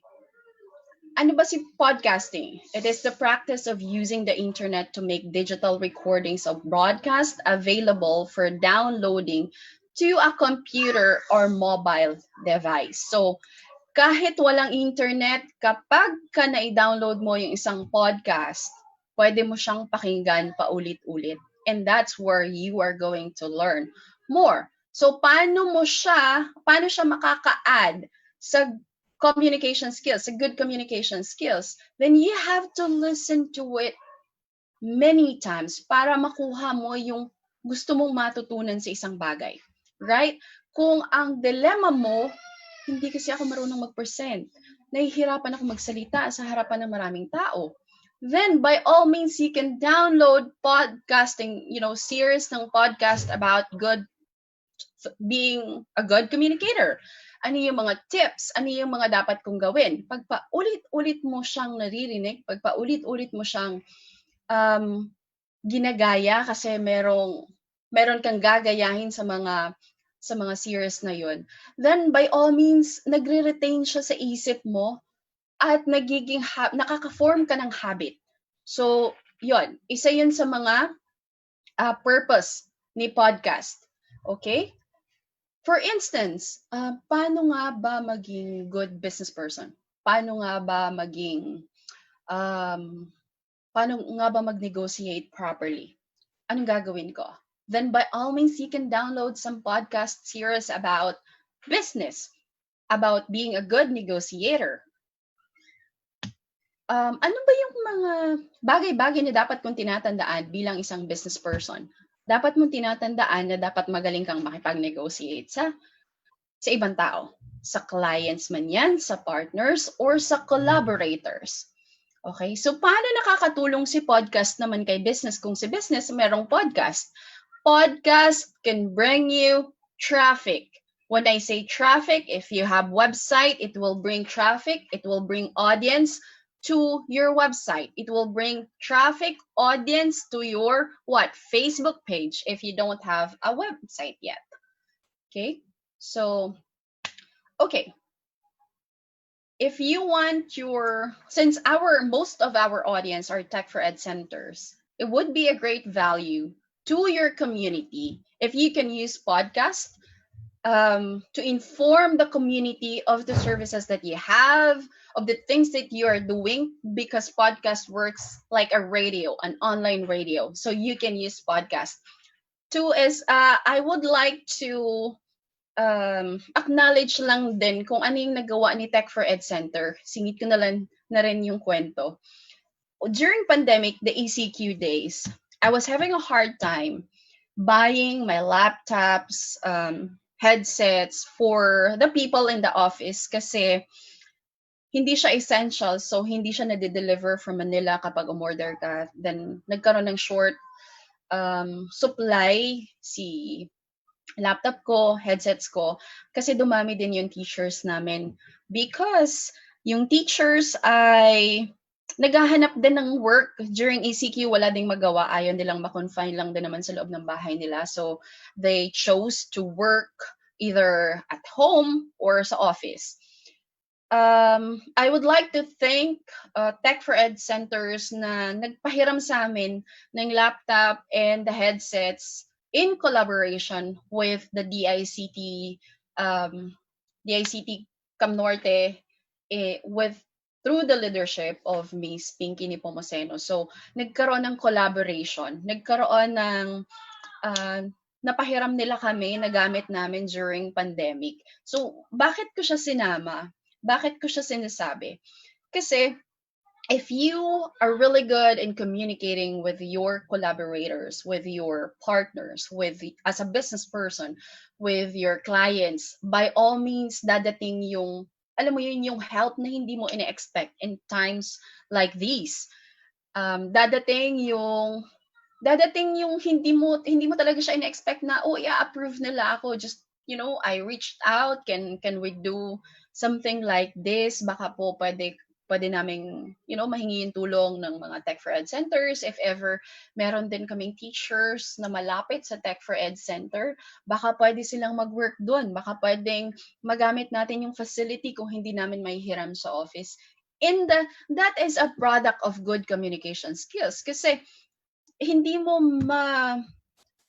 magigain yung trust ng tao kung hindi ka naka-communicate properly, kung yung message mo hindi nag-get across doon sa taong magpapahiram, right? Kung hindi ka nakapag-negotiate ng tama, hindi siya mangyayari. Sino ka ba para pahiramin namin, diba? Parang ganun. Especially sa culture natin. Sino ka ba? Ano bang ginagawa mo? If the message did not come across properly to the person or to those people, then definitely walang mangyayaring collaboration. So it's really, really important. Nasaan si English doon? Nasaan si English doon? Okay. Good communication skills doesn't mean it's all about English. It's all about getting your message across. I hope I am not misleading you guys. Okay.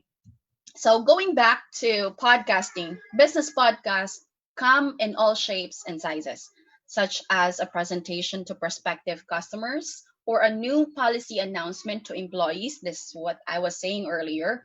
What they have in common is that they are audio or video files you send to the internet. Okay, anyone who needs to see or hear them can stream the files or download them into a computer, smartphone, or media player for listening or viewing. Okay? So, yes. Okay. Ano nga ba yung paano ka nga ba gagawa ng good na podcast? One is, it should be attention grabber. When I say attention grabber, kailangan maganda yung title mo, of course. Kailangan napapanahon din siya at kailangan meron siyang value. When I say value, merong mga value bombs. When we say value bombs, merong mga pasabog. In Tagalog, marami daw pasabog, okay? Maraming pasabog dapat yung podcast mo para pakinggan ka ng tao. And of course, dapat it provides value to your audience. Okay, when I say value, hindi lang yung basta-basta, ngayon magsasalita ako ng something na ganito, kailangan pakinggan nyo na. Hindi ganon. Kailangan organized din siya, yung content mo, anong ilalabas ko from this day forward. Kailangan naka-organize yung content mo. Halimbawa, sige, gawa natin ng example. Tech4ED Center ka. Kung Tech4ED Center ka, ano yung mga bagay-bagay na kailangan malaman ng tao about your center? Ano yung mga special na ginagawa ng Tech4ED Center mo para yung tao makinig sa'yo? Para yung tao mag-download ng podcast mo? Yan. Okay. Let me add here the attention grabber. I remember we had a project inside the jail. I don't know if, I'm pretty sure people from jail here, Tech4ED jail, BJMP are here. I had a project last ECQ sa BJMP Diet. Ito po yung product nung last year na DigiCon din ng Luzon Cluster 3. We had a project na we trained the PDLs or the person deprived with liberty sa loob ng Diet Jail last 2019, and then gave them the opportunity to work online, ginamit namin si Tech4ED Center ng BJMP Diet for them to have a work, for them to have a job. Because I wanna disrupt the traditional way of thinking ng people na ang kayang gawin lang ng nasa loob ng jail is handicraft or any other things na skills. I want to disrupt that kind of idea that they too can play in the digital arena. I mean, that they too can play in the digital jobs transformation. Kung nangyayari yun sa labas, bakit sila hindi?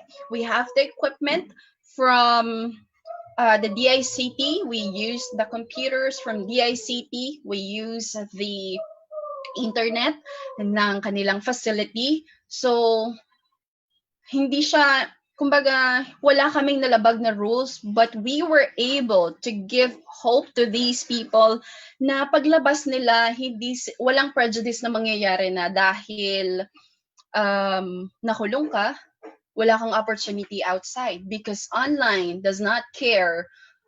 jobs does not care kung anong past mo.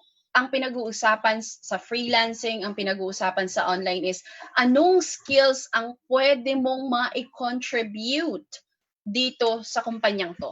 We are talking about skills, always skills. So, nagkaroon ng magandang opportunity, naka-work yung PDL,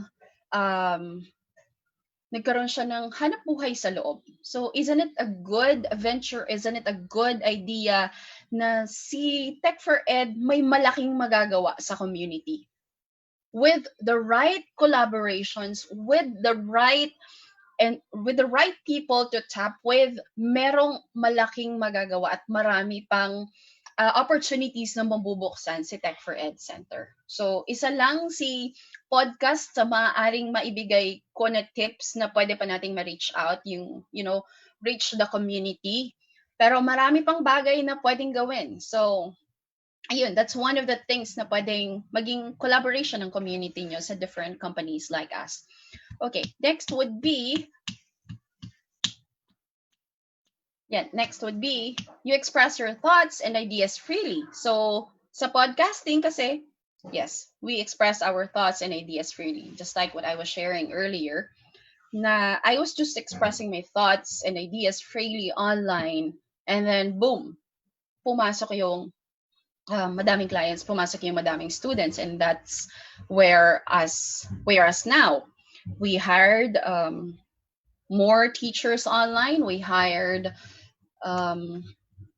more people for the company. So maraming natutulungan sa community. So yeah, you express your thoughts and ideas freely. What I am saying is we can create more opportunities online, especially now. So let's use the equipment, let's use the resources that we have, because hindi naman madamot si DICT, hindi din madamot ang government to provide everything that we need, only if we are resourceful enough to use every single resources that they are giving us. So if we are resourceful enough, then maraming makikreate, maraming matutulungan sa community. And that's where I am going to end today. Thank you.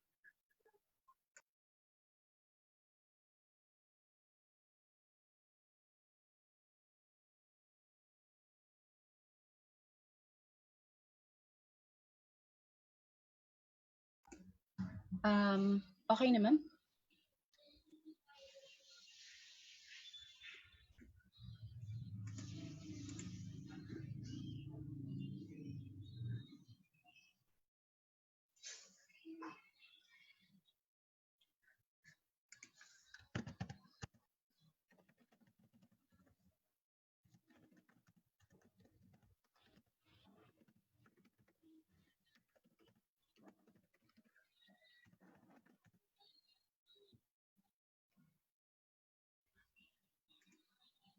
There. Okay na po, ma'am? Hello? Ma'am Gazel? Yes, ma'am. Hello. Yes, I guess we're pretty good. I ended up with the saying earlier that we can use the many resources available in our community. I bet I already discussed these things earlier. All right, Ma'am Ann, thank you. Hmm?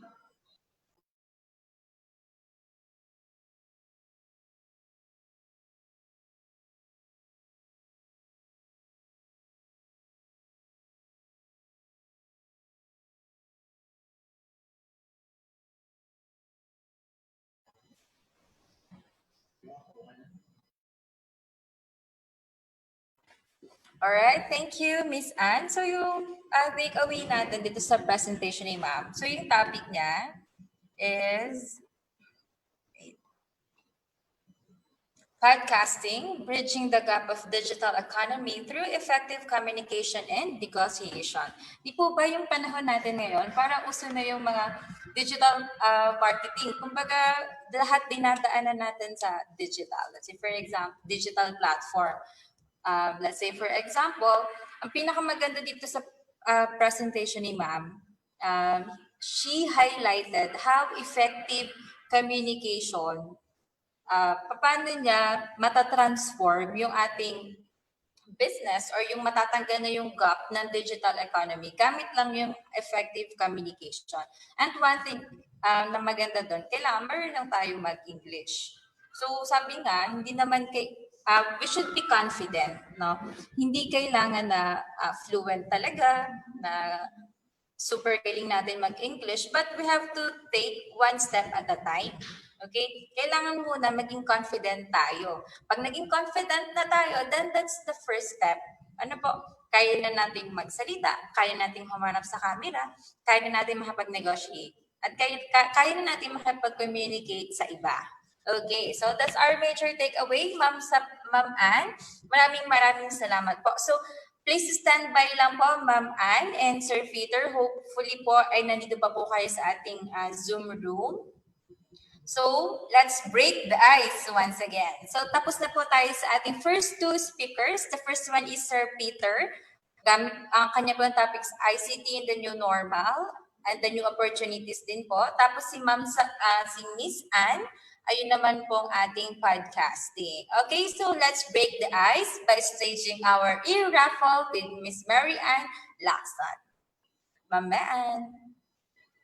Yes, thank you, Miss G. Yan. Oops. Yeah. Okay, thank you. So hello po sa ating mga participants. Nandito na naman ako para po sa ating e-raffle draw. So excited na ba kayo? Yan. So hello po sa ating mga Zoom participants and to all our Facebook Live viewers. Yan.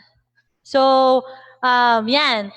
Meron po tayong raffle ngayon. So we will be having 3 winners po. So 3 winners. So ito po ang prize natin. Like yesterday, meron po tayong power bank from DICT, 10,000 mAh. Yan. So ito na po, raffle draw. We will be having 3 winners po. Okay, so ready na ba kayo? Okay. Okay na. So let's draw it. Roll. Oh, yan. Sige po.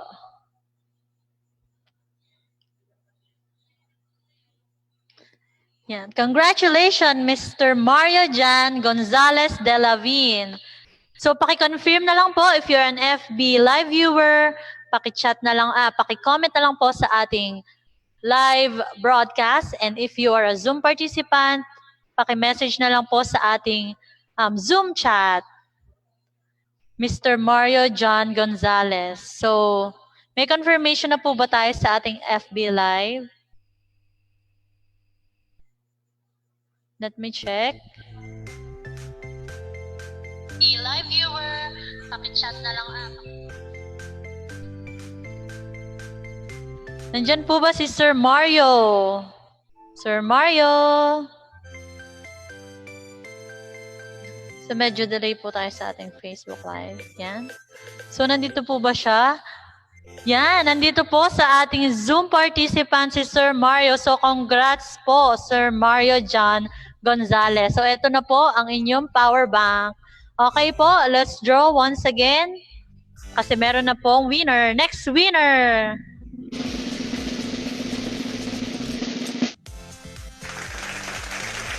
Miss Rosemary Byron Cabigues. Hello, Ma'am Rosemary. Nasaan po kayo?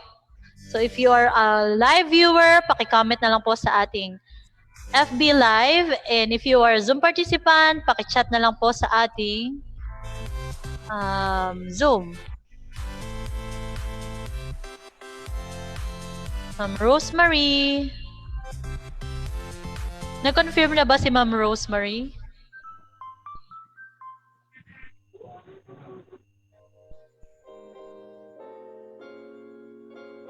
Wala po si Ma'am Rosemary. Naku, parang wala. Yan. So, next tayo. Kailangan natin mag-move on. Okay, moving forward. Congrats, Mr. Ryan Nuas Malano. Nandyan po ba si Sir Ryan? Sir Ryan. Ito na po ang prize mo. Nandito ka ba? Yun, nasa Zoom participant din. Parang puro Zoom participants ang winner natin ah. So, congrats po, Sir Ryan. Yan. So, paki-message na lang din po kami ng details nyo para mapadala po namin yung inyong prize. So, last one na po kasi 3 winners lang po ang kailangan natin. So, next, we will draw for the third winner. Rosana Arganda. Hello, Ma'am Rosana. Saan po kaya natin participant si Ma'am Rosana? Yan. So, ito po ang napakagandang power bank. Power bank with washing machine. Oops, wala yatang nagko-confirm. Wala si Ma'am Rosana. So, let's have a countdown. 5, 4, 3, 2, 1. Okay, another draw for our third winner. Last one draw.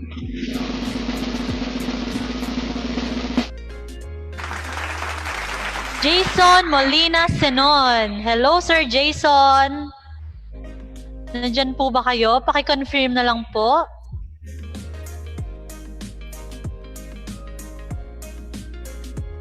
Yun, nasa Zoom na naman si Sir Jason. Congrats, Sir Jason. Yeah, so meron na po tayong 3 winners. Congrats po sa ating mga winner. Yan, so I will be ending my raffle draw. So later na lang po ulit. So wag po kayong aalis. Meron pa tayong more prizes later before the end of this digital conference. So back to you, Ma'am G. Alright, Ma'am Mean. So yan, congratulations po sa lahat ng winners po ng ating raffle draw. Oh my God, parang familiar names ang nakikita po natin, ang nabunod po natin sa raffle draw.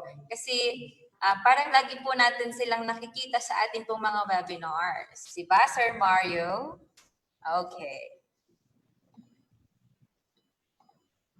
Sabi nga po ni Ma'am, pwede pong sa pag-claim po ng ating mga raffle prizes, kindly send us your important details po sa ating FB page. Okay, so thank you, Ma'am Mean. So to continue with our tech session, so third topic na po tayo, let me introduce to you our next speaker. So he finished his bachelor's degree in electronics and communication at Don Bosco Technical College at Mandaluyong. He had his master's in engineering, major in electrical and electronics at University of Southern Queensland, Australia. He also had his master's in engineering education at Rizal Technological University. He had his 16 years in teaching profession. He started as technical trainer, then managed various teams for Trend Micro technical support. Currently, he is the courseware senior project manager responsible for creating documentation and learning manuals. He's also a certified Trend Micro Security Expert, Trend Micro Security Master, Microsoft Certified Professional, Security Plus, COPC Training Coordinator, and Six Sigma Green Belt. To deliver our third topic covering cybersecurity, protect yourself in cyberspace post-pandemic. Everyone, please help me give a warm welcome to Mr. Rodel and Villarez. Sir Rodel, good morning. Good morning, Miss G. Can you hear me? Yes, sir. Loud and clear. That's good. Thank you for that wonderful introduction. Let me just share my screen before I start. This will take just a few minutes. All right. Can you see my screen, Miss G? Very good. Yes, sir. Clear? Good. So, I think I could start now. Before I start, I'd like to thank again DICT for hosting this conference and inviting me to give a short talk regarding cybersecurity in 2020 and how to protect ourselves on these common threats. Let me first introduce Trend Micro. Trend Micro is a cybersecurity company that has been around for more than 30 years, leading the market with continuous innovation in virtualization, cloud, artificial intelligence, and IoT. Trend Micro has a customer across the top Fortune 500 companies. We are made up of 6,700 trenders who are passionate about making the world a safer place and a better place for everyone. So this is me. My name is Rodel, again, for those in the chat and in our webinars. As you have heard earlier, I am a university professor for almost 16 years now. So those teachers in our Facebook account, kindly say hi and like the pages.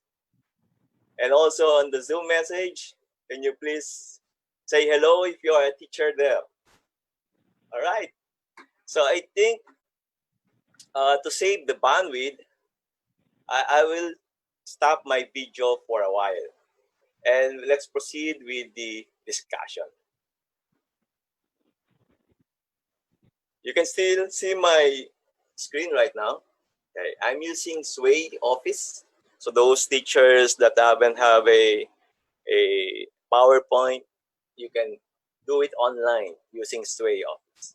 Okay, so my talk is about cybersecurity in 2020 and how to protect ourselves in this post-pandemic. The first thing that I would like to discuss is that the future in cybersecurity is exposed. The year 2020 marks the transition to a new decade and recent notable events and trends, signifying a similar changeover in the threat landscape. The old paradigm, where networks are isolated behind a company firewall, is already behind us. So it is no longer safe if you're just using only your firewall as your defense. The current paradigm demands a wide variety of apps, services, and platforms that will all require protection. The converged futures ushers us in the old and new attacks and techniques that expose information technology and operational technology assets. So, let me be concrete on some examples.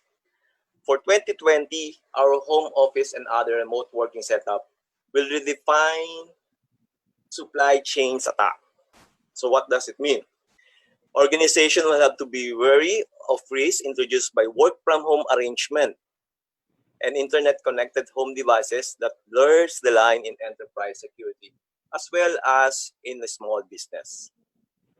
After all, working in home environment is not secure as being in the corporate network. So see the difference if you're working on your office and working right now at home. The security in the office are a bit tighter compared to the home security.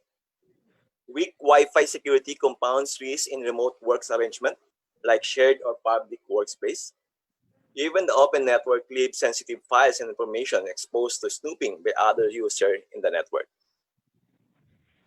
Remote devices can be infected with malware that can get into the corporate networks and even your home and steal valuable information. Today's mobile workforce is no longer affixed to a computer in traditional office setting, as you notice. Unlike your bring your own device setup, employees working from home can move between multiple connected devices to access either your cloud-based app or your communication software. Connected home devices serving as a gateway for enterprise attack is an unavoidable development, considering how employees may find these devices convenient for work as well. Enterprise, SMB, and also for Tech4ED Center, we have to decide on what information of security policies to implement to deal with this such of scenario.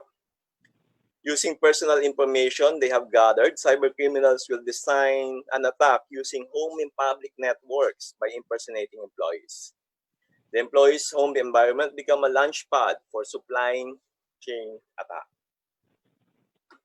Next, cybercriminals will have home in IoT devices for espionage and extortion.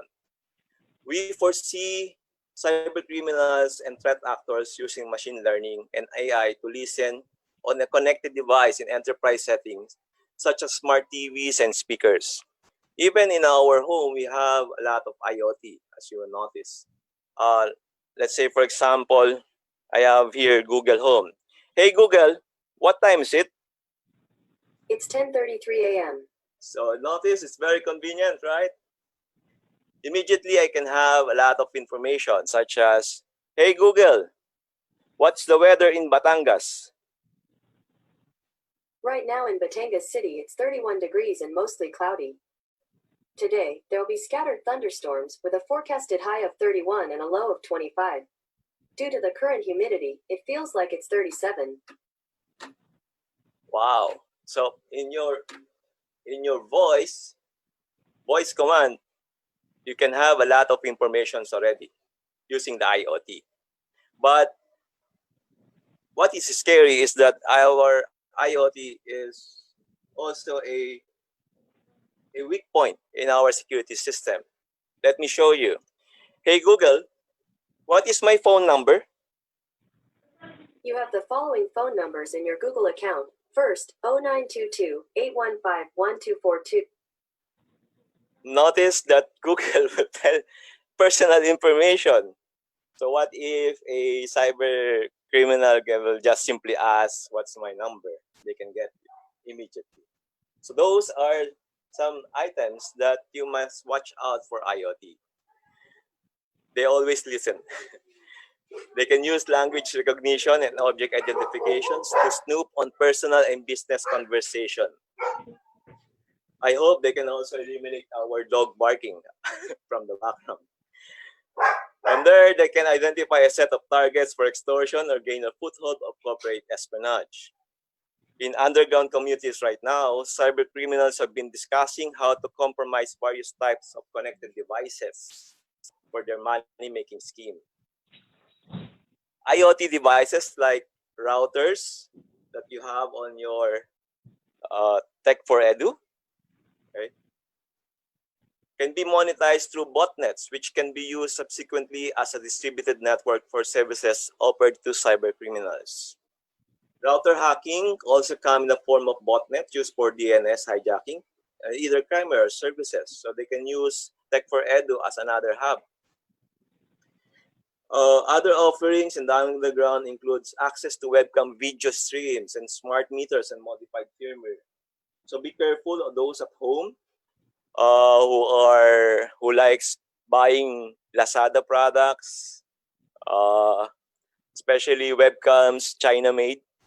So most of those webcams that can be put on IP, have an IP configuration, are vulnerable for webcams streaming.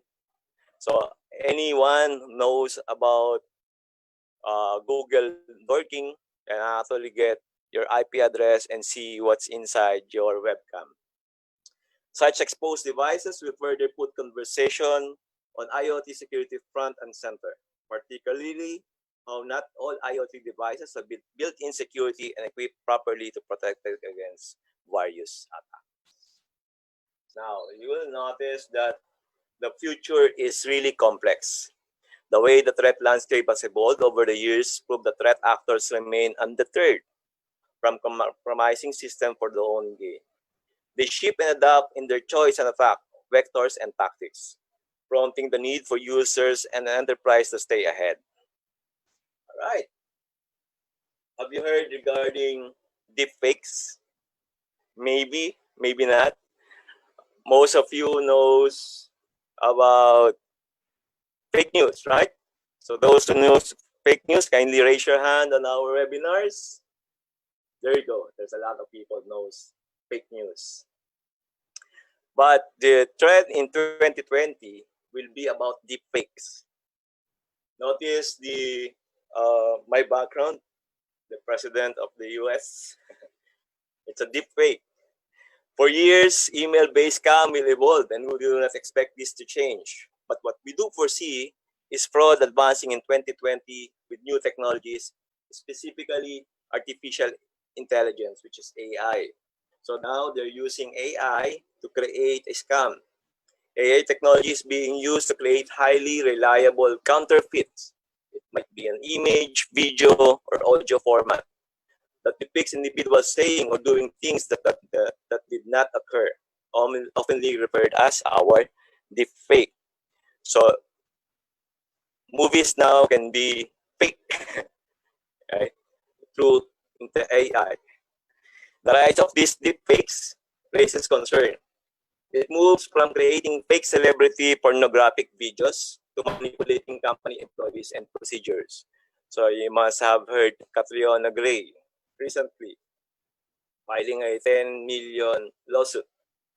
So in that case, it can be considered also on a deepfake. And recently, an energy company was reportedly scammed by using AI to mimic the voice of the firm CEO. Imagine if Senator Hanasan, you can mimic the voice of Senator Hanasan, and they will ask you to open the Tech4ED. Wow. Okay. More attempts to exploit this technology using deepfakes of decision makers to deceive employee into transferring funds or making critical decisions. Malicious actor will no longer rely solely on spoofing emails. So it's no longer our text messages and emails. Wherein, can you please send pass a load? This is my new number. So they're moving away from that in 2020. Because of the advantage of audio-visual element and deepfakes to lend more credence to their schemes. Our C-level executives, such as Ms. Cheryl Ortega from DICT, will be our prime targets for this type of fraud, since they are often called in calls, conference, media appearances, and online videos. So you have to be very careful on that one. But Google has already released a vast data set of deepfake videos to aid researchers in detecting these forgeries. On our end, while deepfake scam may be in their early stage, employees will have to learn and identify the telltale signs of deepfake, such as our different intonation, slow speech, and artificial-looking skins and videos. So if you recently saw a Facebook account, and please do not immediately believe on that one. It might be a deepfake. Okay? So what else about the next thing after this pandemic? One item is that the banking system will be in the crosshair with open banking and ATM malware. Notice right now that you are now using online banking. Operators of this mobile malware dedicated on attacking online banking and payment system will greatly increase because we are now using most of the time our banking system via online. We will see more of this activity online banking system, and more banks confirm their support for mobile payments. So recently, we have BDO scams. Okay. There have been attacked with a lot of phishing techniques. So be careful on that one. Open banking is now the new mode of banking. This also means several more security implications that will affect the banking paradigm from flows of banking APIs. So to make sure that you're not being scammed, first step, use your mobile app. So avoid using the URL. Try first your mobile bank, probably in your Android or you have your Apple store. Okay. So ATM malware will further gain grounds as we expect ATM malware families to compete for dominance in this underground. Another thing in the next few months is that cyber criminals will turn into a blockchain platform for their transaction in the underground. The underground ecosystem will continue to evolve as a cyber criminal activity further proliferates. Trust will play a more critical role in the underground market, as evidenced by the implementation of vetting and escrow payment in high-risk transactions. So they will move to blockchain. Blockchain can be used also in education, in banking. It's good, but cyber criminals will try to maximize this technology. To maintain confidentiality and reduce the risk of exit scam, cyber criminals will turn to blockchain marketplace that offer a decentralized way to facilitate their own transaction. Commodity malware like ransomware and crime as a service business model will be a perennial option for cyber criminals looking for easily profit from attack. Okay, so those are the things that will happen in 2020. But let us bring the new normal to something closer to our day-to-day. I'll show you an online learning scenario that we have right now.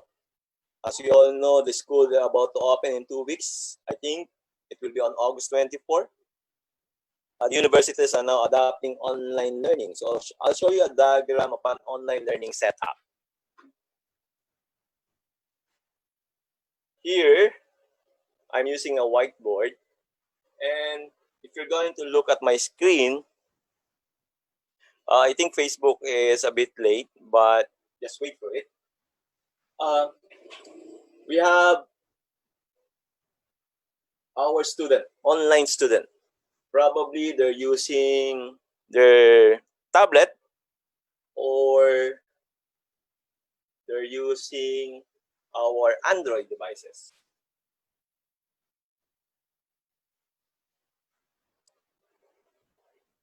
Right? So those who doesn't have a laptop will use an Android. And if you have a laptop, most of you probably still using what OS? Those in the chat box, what OS are you using? Operating system? Maybe some of you are still using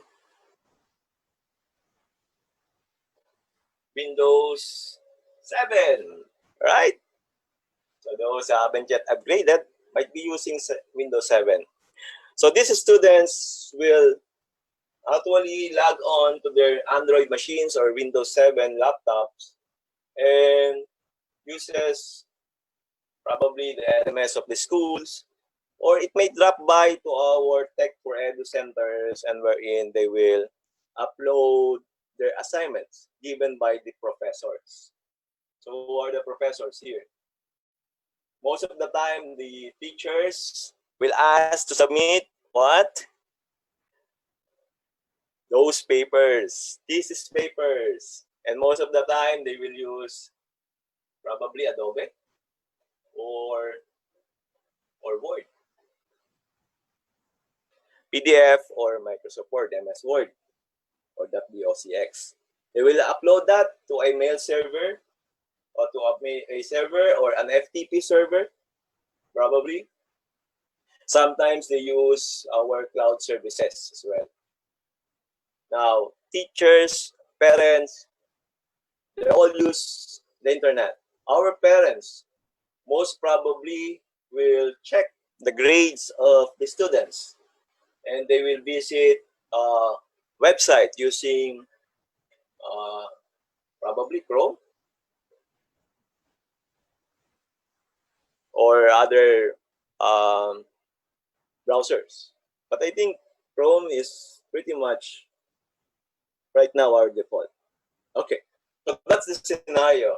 Students will use their devices, logging into their LMS, and uploading the assignment coming from the teachers. Parents will check if the students uploaded their assignments, either checking the mails or uploading in our cloud services. All right? I think that's the big picture of our education system the next few months. But for cyber criminals, that is not what they're seeing. What they're seeing right now is this.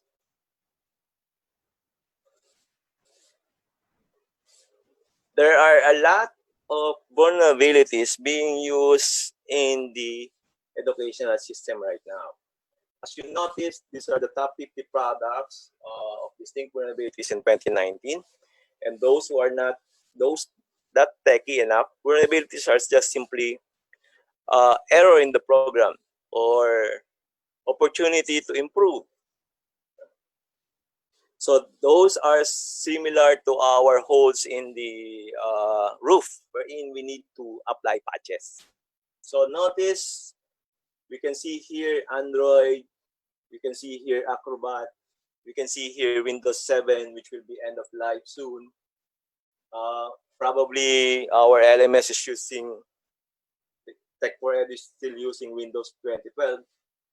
And most of the time we are using Chrome. So those are vulnerable vectors right now. And those needs patches.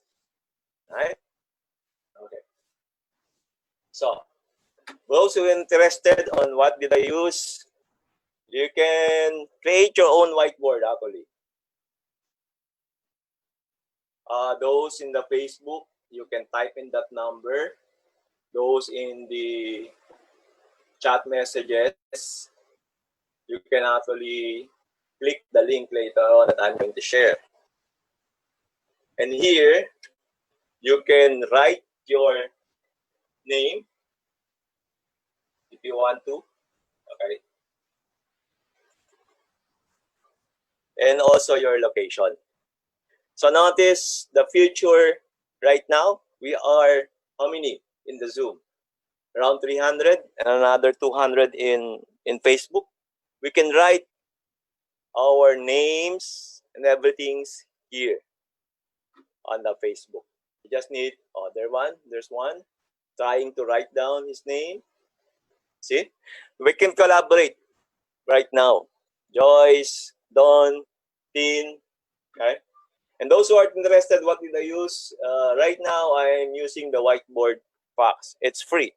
Teachers, you can use that later on your account. Okay, so that's our future.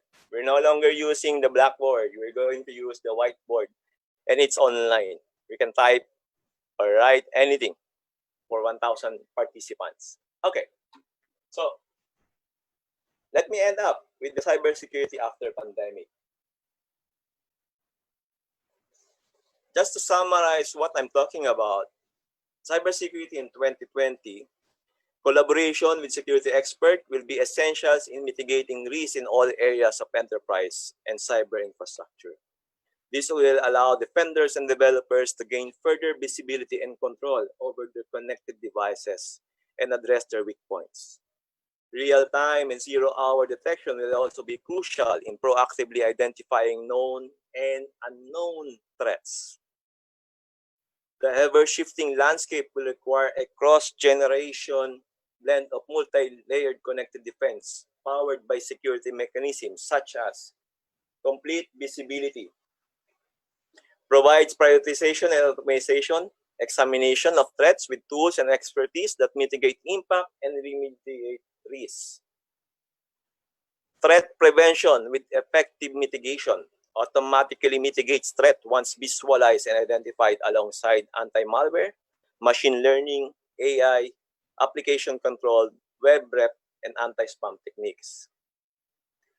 Manage detection and response, provide security expertise that can correlate alerts and detection for threat hunting, comprehensive analysis, and immediate remediation using optimized threat intelligence tools.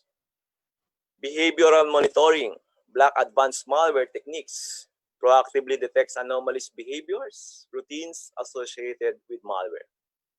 And of course, endpoint security protects users through sandboxing, breach detection, endpoint sensor capabilities that prevent attack and seals your data. And last on this is that intrusion detection should be provided. Detects suspicious traffic light, the command and control, communication, and data exfiltration.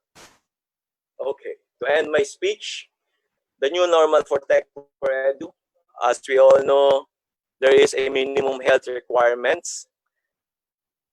Okay, right now, you need to wear your face mask, keep safe distancing, and always wash your hands. For Tech4ED, we also have a new norm. Always use a strong password. Make it a 12 characters alphanumeric with special characters on it. If you don't know how to create one, you can actually test here on how you secure your password. Example, if my password is just password, it will instantly be cracked by our cyber criminals. But if it is long enough, well, at least with alphanumeric, there you go. They will take time to check the password. And aside from a strong password, never forget to keep your software and system updated as always. And last, install a legitimate antivirus program in all your endpoint and machines and laptops and servers. If you don't have one, there's actually a free antivirus. For our company, we offer house call. You can actually check your machines. If it is a 32-bit or 64-bit, they will scan for you in a daily basis. But you have to visit this every time. All right. So I think just to recap, our new norm, install antivirus, use strong password, and keep your software system updated. Those are our minimum requirements. So I thank you for the talk, and I will stop my sharing. Thank you very much, G. The floor is yours again. Alright, Sir Rodel, maraming salamat po. Maraming salamat din. Sir, standby lang po tayo ha. We'll be having the question and answer segment po after po ng ating last speaker. Thank you po. Yes, thank you very much. I'll turn off my videos and I'll put myself on mute. Okay, sir. Thank you. So yung major takeaway natin sa presentation ni sir, we should keep our accounts, our systems, our computer units na safe lagi. So kung napansin niyo po yung latter part ng presentation ni sir, yung po yung talagang must-have sa ating mga computer units. So si Sir Rodel po, nakakasama po natin sa ating mga webinars. Siya po yung nagtatalk lagi sa atin about cyber security. So bakit po ba in lagi yung cybersecurity? Kasi po, almost lahat ng ating mga transactions, lahat ng ginagawa natin ay online na siya. Ano po, ginagamitan na natin, pinapadaanan natin siya sa web, ginagamit natin yung mga computers natin at mobile devices. So para maging secure tayo always, kailangan may mga key points po tayo na i-consider, which is na-discuss po ni Sir Rodel. So, maraming salamat po. Yan. So, last Speaker na po tayo para sa ating Tech Talks. Okay pa po ba ang ating mga participants? Hello, Zoom participants and FB Live viewers. Wag po muna kayong aalis kasi ito na po ang ating last speaker. Okay, so to deliver us an important and fun fact filled about enhancing employee productivity and safety in the new normal, let me introduce to you our last resource speaker. So she finished her Bachelor of Arts in Psychology at University of the Philippines, Diliman, Quezon City. She had her Masteral Science in Industrial or Organizational Psychology at De La Salle University, Taft, Manila. She gained her Masteral Units in Psychology at Lyceum of the Philippines University, Batangas City. Currently, she is the Psychology, Research and Statistics Social Science Professor at Lyceum of the Philippines University, Batangas since 1996. She is also a lifetime member of the Pambansang Samahan sa Psikolohiyang Pilipino, where she was the Vice President way back 2014 until 2019 and a board member on 2012 to 2019. She is just motivated as she seems because at the same time, she is a part-time senior high school instructor handling research and social science subjects in Casa del Bambino, Emmanuel Montessori at Alangilan, Batangas City. And lastly, she is the moderator and facilitator of workshops in psychology and human resource development. So to deliver her exciting talk, please help me give a warm welcome to Professor Miriam Grace Aquino Malabanan. Hi, Mami.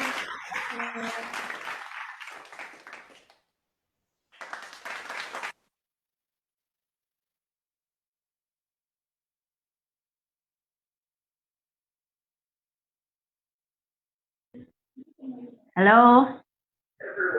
Is my audio okay? Yes, thank you. Okay, so can you share now my PowerPoint? Yes. Okay, so good morning, everybody. So my task for this morning is to share with you some tips on how to enhance employee productivity in the new normal. Okay, so first, I would like to define what is employee productivity. So employee productivity is defined as an assessment of value generated by an individual employee within a specific time period. So this means basically, si employee, meron siya target, and then, of course, yung target niya, depende yun sa kanya, no? If he or she can reach it. Yun yung tinatawag na actual achievement. Okay? So, ang employee productivity itself, no, medyo problematic siya. Bakit? No? Basically, so next slide, Ms. G. Next slide. Okay, thank you. So, basically, ang employee productivity, meron siyang challenges, no?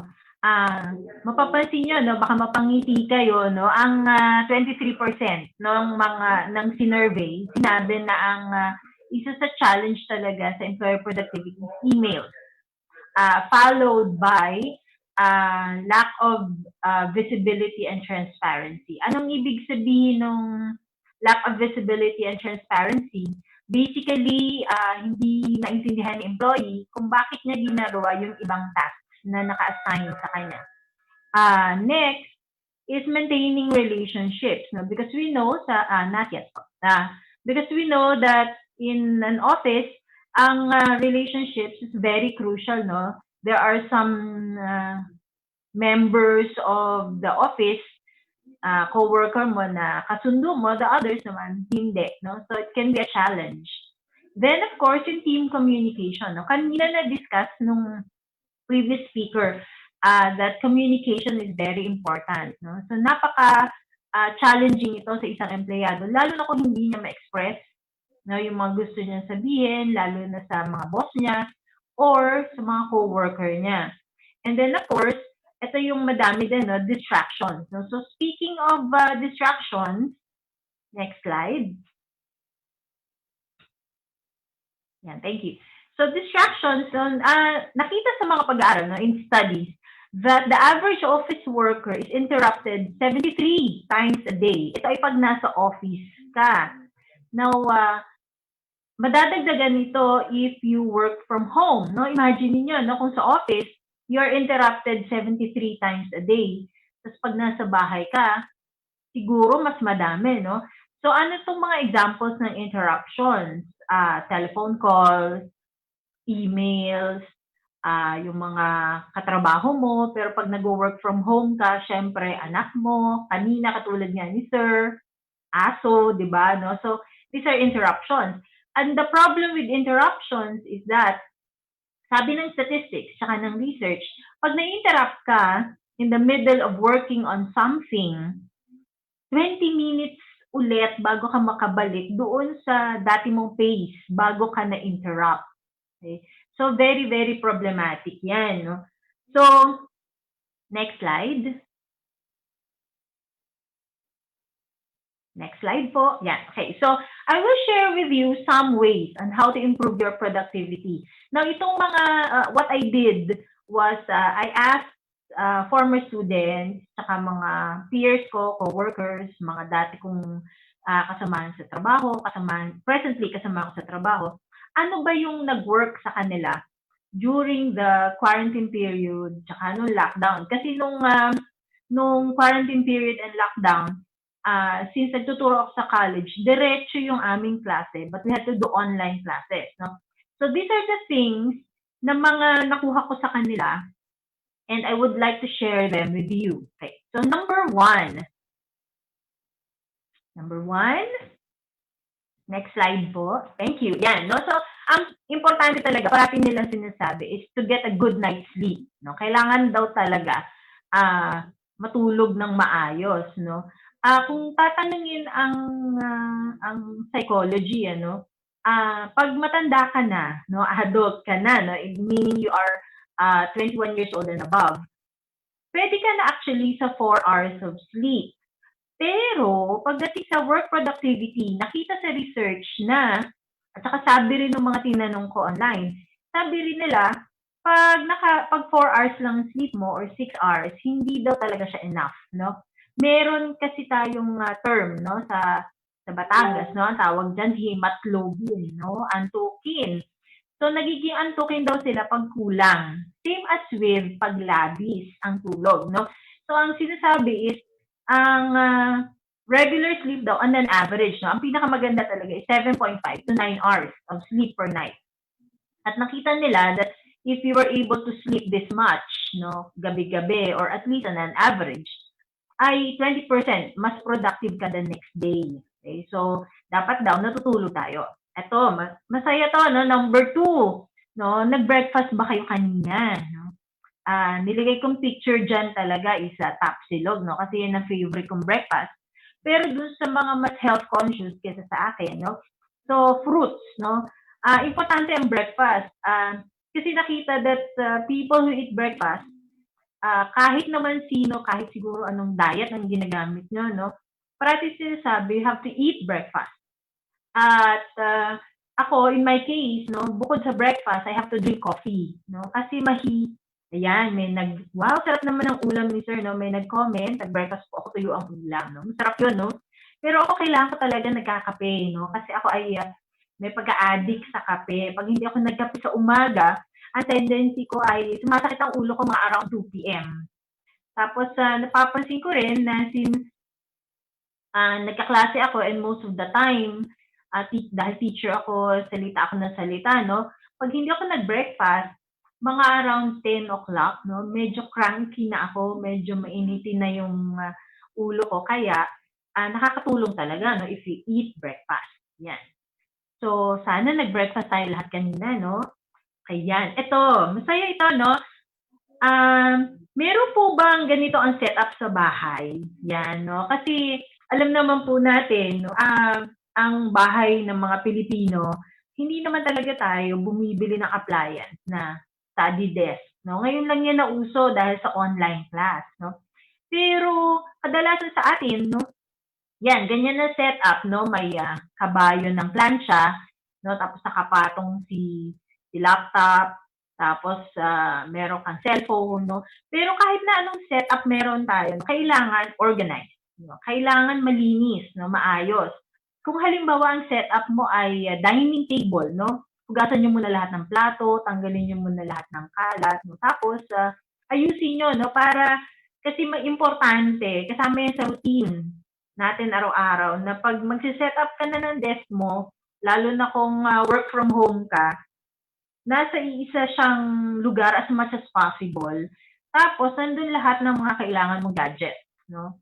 Parati itong sinasabi din sa mga webinars na na-attendan ko. Sorry po, wait lang po. Doon pa rin po ako sa number 3. Pabalik po, yan. So, sinasabi rin din sa mga webinars na na-attendan ko na dapat ay naka-ready na lahat, no? So, organized, malinis, may katabi ka ng tubig. Sa case ko, may katabi na akong kape, meron na akong ballpen. So, lahat ng gamit ko kailangan nandoon at nakaayos. At ang isa sa pinaka-importante is, since hindi lang ako ang tao sa bahay, no? Meron akong ginawang sign, no? Na ini-inform ang husband ko na, okay, naka-online class ako. So, as much as possible ay wag akong abalahin for a specific period of time lang. No? Para organized, no? Para mas productive. Okay po. Number 4. Yan. So, ito siguro magagalit sa akin yung mga boss, ano? Pero importante po ito, no? Hindi po maganda talaga sa work sa isang employee na pagkagising niya sa umaga, ang unang-una niyang gagawin, buksan ng email. Ngayon, ang problema sa new normal, ang email natin, no, hindi lang siya lumalabas sa ating actual or formal email. Minsan, meron din mga tao na ang messenger or ang group chat, no, doon na pinapadala yung email.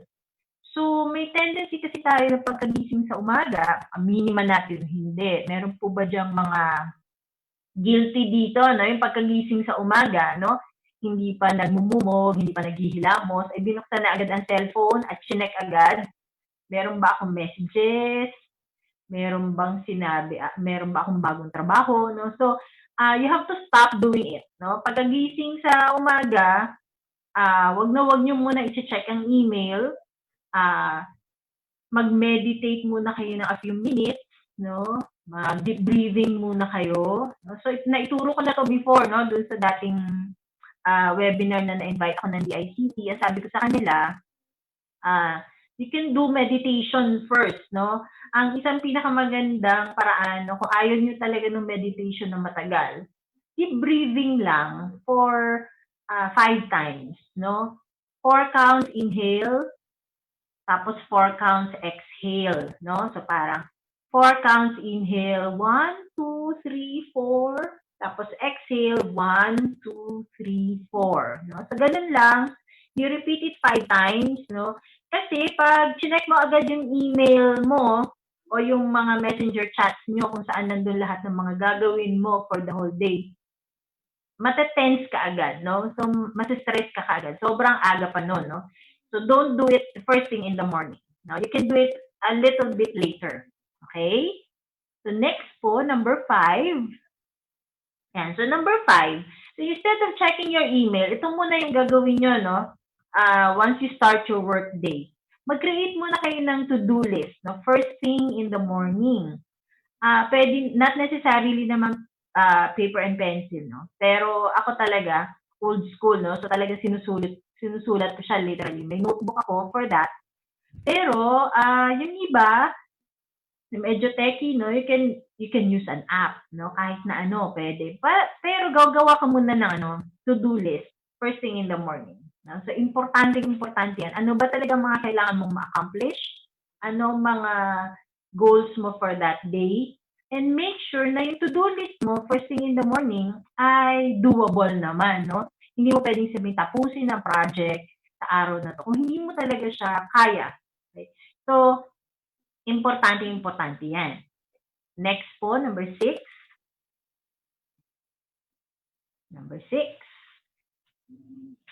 Okay, so number 6 is do your most important task first. No? Pag ako ay gumagawa ng to-do list, no? Yung pinaka-importanteng task na kailangan ko talagang matapos, no? Yun yung inuuna ko. Kasi ang sarap ng feeling na ma-cross out ko siya sa list agad-agad. No?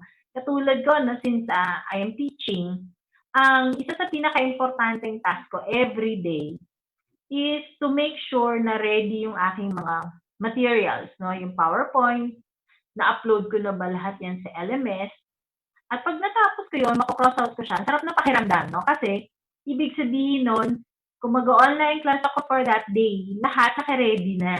No? Bubuksan ko na lang siya, no? Naka-ready na siya. Kung halimbawa may naka-schedule akong quiz, no? For that day, sine-check ko rin agad, no? Na-upload ko ba yung quiz? Pini-preview ko muna siya, inaayos ko siya. No? So, yung pinaka-importanteng task, yun yung unahin mo. Tapos, saka mo na isunod yung mga iba pa. Okay? So, next po, number 7. Yan. So, blackout distractions. So, importante po to, nakakatulong talaga para hindi marinig yung mga ingay. Nakakatawa na yung mga nakikita kong pictures sa social media, yung tungkol sa online meetings na kung saan kasali talaga sa online meetings yung tilaok ng manok, yung mga kahon ng aso, yan, no? So, para ma-blackout yan, magsuot kayo ng headphones, no? So, nakakatulong talaga yan. And try to disconnect, no, from chat and text. Lalo na kasi talaga nakaka-distract yung Instagram, yung Facebook. No? Ako personally, mas gusto ko yung Instagram, no? Kasi picture person ako. Gusto ko yung nakikita ang pictures. Kaya lang, pag nasa gitna ako ng paggagawa ng PowerPoint, ng material sa klase, tapos may bigla ako nakitang post sa Instagram ng pagkain, no? Talaga nakaka-distract siya. So, mag-disconnect muna, no, sa chat and text, no? Or ang gawin mo na lang is yung cellphone mo, medyo itaob mo na lang literally siya o ilayo, no? Isa pa ring napansin ko, no, pag gabi, dahil mabilis ang internet, no, aminin man natin na hindi, dito sa Pilipinas, ang internet talaga mabilis pag gabi. So, ang tendency is, mas maraming gumagamit ng internet pag gabi, so mas marami rin ako nare-receive na messages pag gabi. At nakaka-distract talaga siya, no, sa pagtatrabaho or kahit sa pagtulog. No? So, ang ginagawa ko, lahat ng gadgets ko, tinatago ko siya, nilalagay ko siyang malayo, yung hindi abot ng kamay ko, yung kailangan ko talaga mag-effort na abutin siya para hindi siya mabilis na makuha at hindi rin siya mabilis makadistract. Okay. So, number 8. Ito, delegate your tasks. No? Napaka-importante talaga ng delegating. Kasi marami tayong mga projects, activities na hindi mo kayang ikaw lang, no? Hindi naman ikaw si Wonder Woman, hindi ikaw si Superman, hindi ka si Dana, no? Na kaya mo lahat. So, try to delegate some tasks, no? At it also works hindi lang sa trabaho, no? Kahit sa bahay. Hindi po pwede na meron akong experience, no, itong nag-online class kami before, share ko lang, na syempre, nasa gitna ako ng online class, nagkataon yung online class ko is 11:30 to 1. So, talagang tanghali, So, hindi po pwedeng, alam mong may trabaho ka ng oras na yun, 11:30 to 1, tapos ikaw ang magsasaing, no? O ikaw ang mag-set ng table, no? So, i-delegate mo yan, no? Try mong bigyan ng task, no? Yung ibang kasama mo sa bahay, no? Kung wala ka namang kasama sa bahay na gagawa ng para sa'yo, so, isa sa talagang na-appreciate ko ay yung ihanda mo na lahat ng gamit, no? Para, pag may kailangan kang gawin, no, maaabot mo lang yan. Okay. So, importante talaga to delegate tasks. Now, itong number 9, no, ito medyo mahirap ito na number 9, no, learn to say no a task or a meeting that you feel would be unproductive, no, medyo mahirap talaga to, no? Bilang isang teacher, no, isa sa pinaka nakaubos talaga ng oras, ng effort, no? Pero marami naman ako natutunan, in fairness, ay yung mga webinars. So, lahat ng mga webinars na na-attendan ko, pinipili ko talaga, no? And I try to make sure na lahat sila may matututunan ako. Yung mga required na webinars, pag sobrang dami na siya, sinasabi na namin talaga sa mga boss namin, sa mga heads na, Sir, ma'am, parang itong isang seminar na to ay repetition lang isang seminar. So, pwede po bang wag na lang attendan? No? So, may mga ganong cases, no? Although, of course, I know na sa mga ibang tao talagang walang option but to attend the seminar. Pero importante talaga yung feedback. No? So, you give them feedback.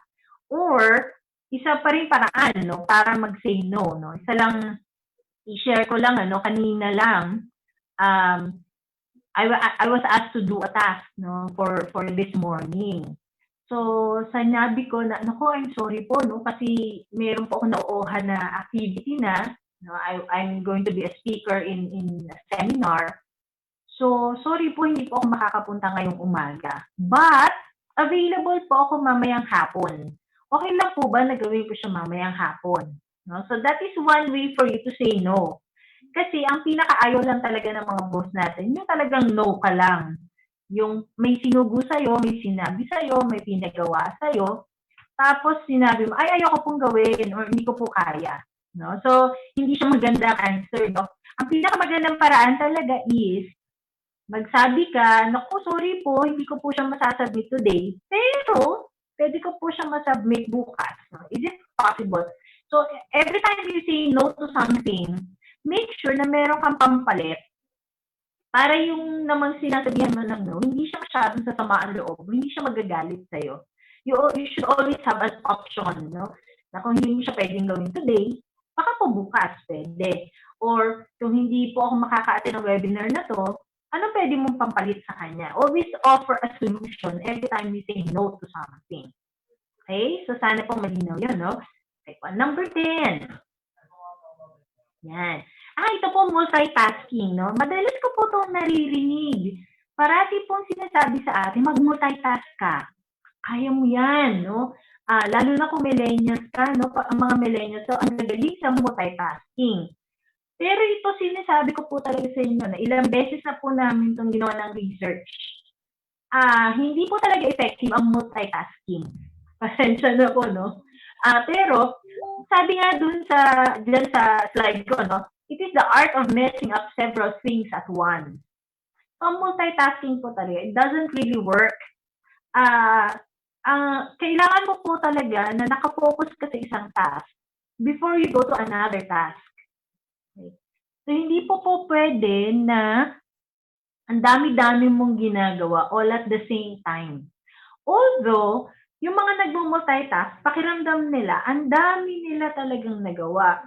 But if you look at it, isang example na lang ng multitasking na alam ko ay sasabihin ng iba na hindi naman yung multitasking, no? Pero it is really multitasking. Yung gumagawa ka na, nagtatype ka sa laptop, nagtatype ka sa computer, gumagawa ka ng report, at the same time, kumakain ka. Multitasking po yun, no? Pasensya na po, no, sa matatamaan, no? Pero, nakita po namin sa research, na ilang beses na rin po namin ginawa. Research ko na rin po ito before, no, sa mga estudyante ko. Yung gagawin nilang report na dapat natapos nila in 30 minutes. Pero dahil kumakain sila ng chichirya, habang ginagawa nila yung report, it took them 45 minutes to 1 hour. So, nagtagal sa trabaho. Samantalang, kung ginawa lang nila yung report lang, 30 minutes, tapos na siya. And then, saka siya nagmerienda o saka siya kumain ng kung ano mang gusto niyang kainin, no? So, talaga ang multitasking, it doesn't really, it has a negative effect on productivity. So, talaga hindi siya nakakatulong. Po. Next po, number 11. Yan. Meron po ba tayong mga participants dito na Ang tawag nga nila ngayon mga plantita and plantitos. Meron po ba tayo dyan? Meron po bang mahilig maghalaman? Mahilig magtanim? Parang wala ah. Meron bang ano? Ayan, meron. Opo, yes po. Uy, ang dami. No? Very good. No? Kasi ang plants talaga, it really helps us be productive. Dahil medyo limited yung ating opportunities no, to go outside. Ang suggestion, para mas maging productive ka, maglagay ka ng ano, ay, sorry po, hindi po ako bibili. Pero ang nanay ko po baka willing bumili, no? Pakisend na lang po yung link, ano? Pero ang halaman po talaga, kung hindi ka makalabas, kasi nga limited yung opportunities natin na mamasyal, no? Or kung wala kang talagang available na makikitang puno outside, kasi very important si nature, maglagay ka na maliit na halaman sa table mo or sa workspace. Naaaliw ako, no? Kasi ang dami kong mga kaibigan na mahilig ngayon sa halaman. Tapos yung mga nakikita ko sa Facebook feed nila, sa Instagram nila, yung galit nila ngayon sa mga tilas at sa mga higad, no? Naaaliw ako, no? Bakit? Kasi it is now a community, yung mga mahihilig sa plants. So yung mga mahihilig sa plants, ginagawa nila tong paraan para pangbawas ng stress. At nakita talaga nila sa research, no, na ang halaman nakakatulong talaga sa productivity. So kung wala kang available na makitang halaman outside, or wala kang chance, wala kang ma-visit na park, kasi bawal ka ngayon lumabas, ano, wala kang quarantine pass, so at least maglagay ka ng maliit na halaman no, sa table mo or sa workstation mo. And it really helps. At kahit for a few minutes, no, tumitig ka sa halaman, no, nakakatulong talaga siya, no. Para sa akin, no, meron kasi kaming campus dito sa Lyceum, no, the Lima campus. Tanda ko dati, pag talaga ang dami kong ginagawang trabaho, ang dami kong kailangan check ang papel, ang ginagawa ko, I take a few minutes break, tapos lumalabas ako sa classroom, tinitingnan ko yung mga puno, no, sa paligid, no. Tapos maganda rin yung campus na yun kasi may tubig, harap siya sa dagat.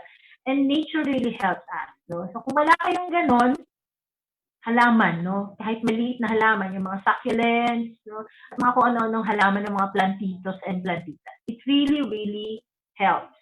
Okay po. Next po, number 12. Take short breaks. Yan. So sabi sa studies saka sa research, hindi daw talaga po pwede na dire-diretso kang mag-work nang walang break. Pag ang sinasabi ko sa mga estudyante ko, pag mag-aaral kayo, kailangan nyo magbasa ng isang chapter. Dahil estudyante sila, college student sila, ang maximum na kaya nilang mag-focus is 20 minutes. So, basa for 20 minutes, pahinga for 5 minutes, basa ulit for 20 minutes.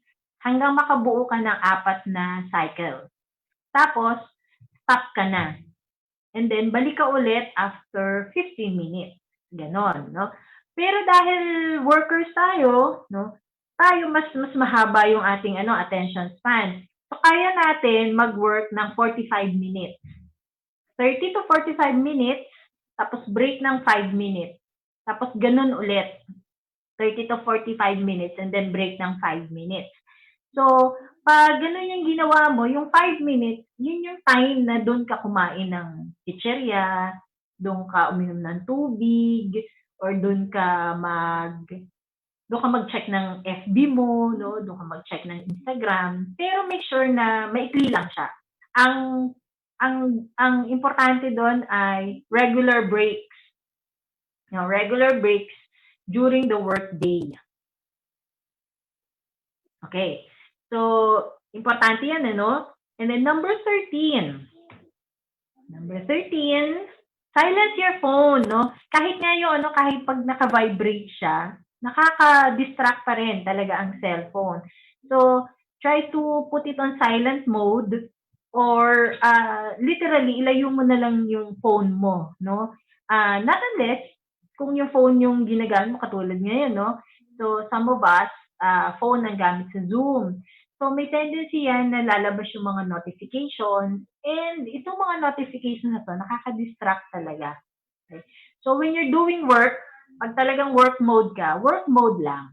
Tapos take a short break, saka mo kunin si phone, tapos trabaho ulit, a short break. So, ganun-ganun lang, ano. Importante lang to, no?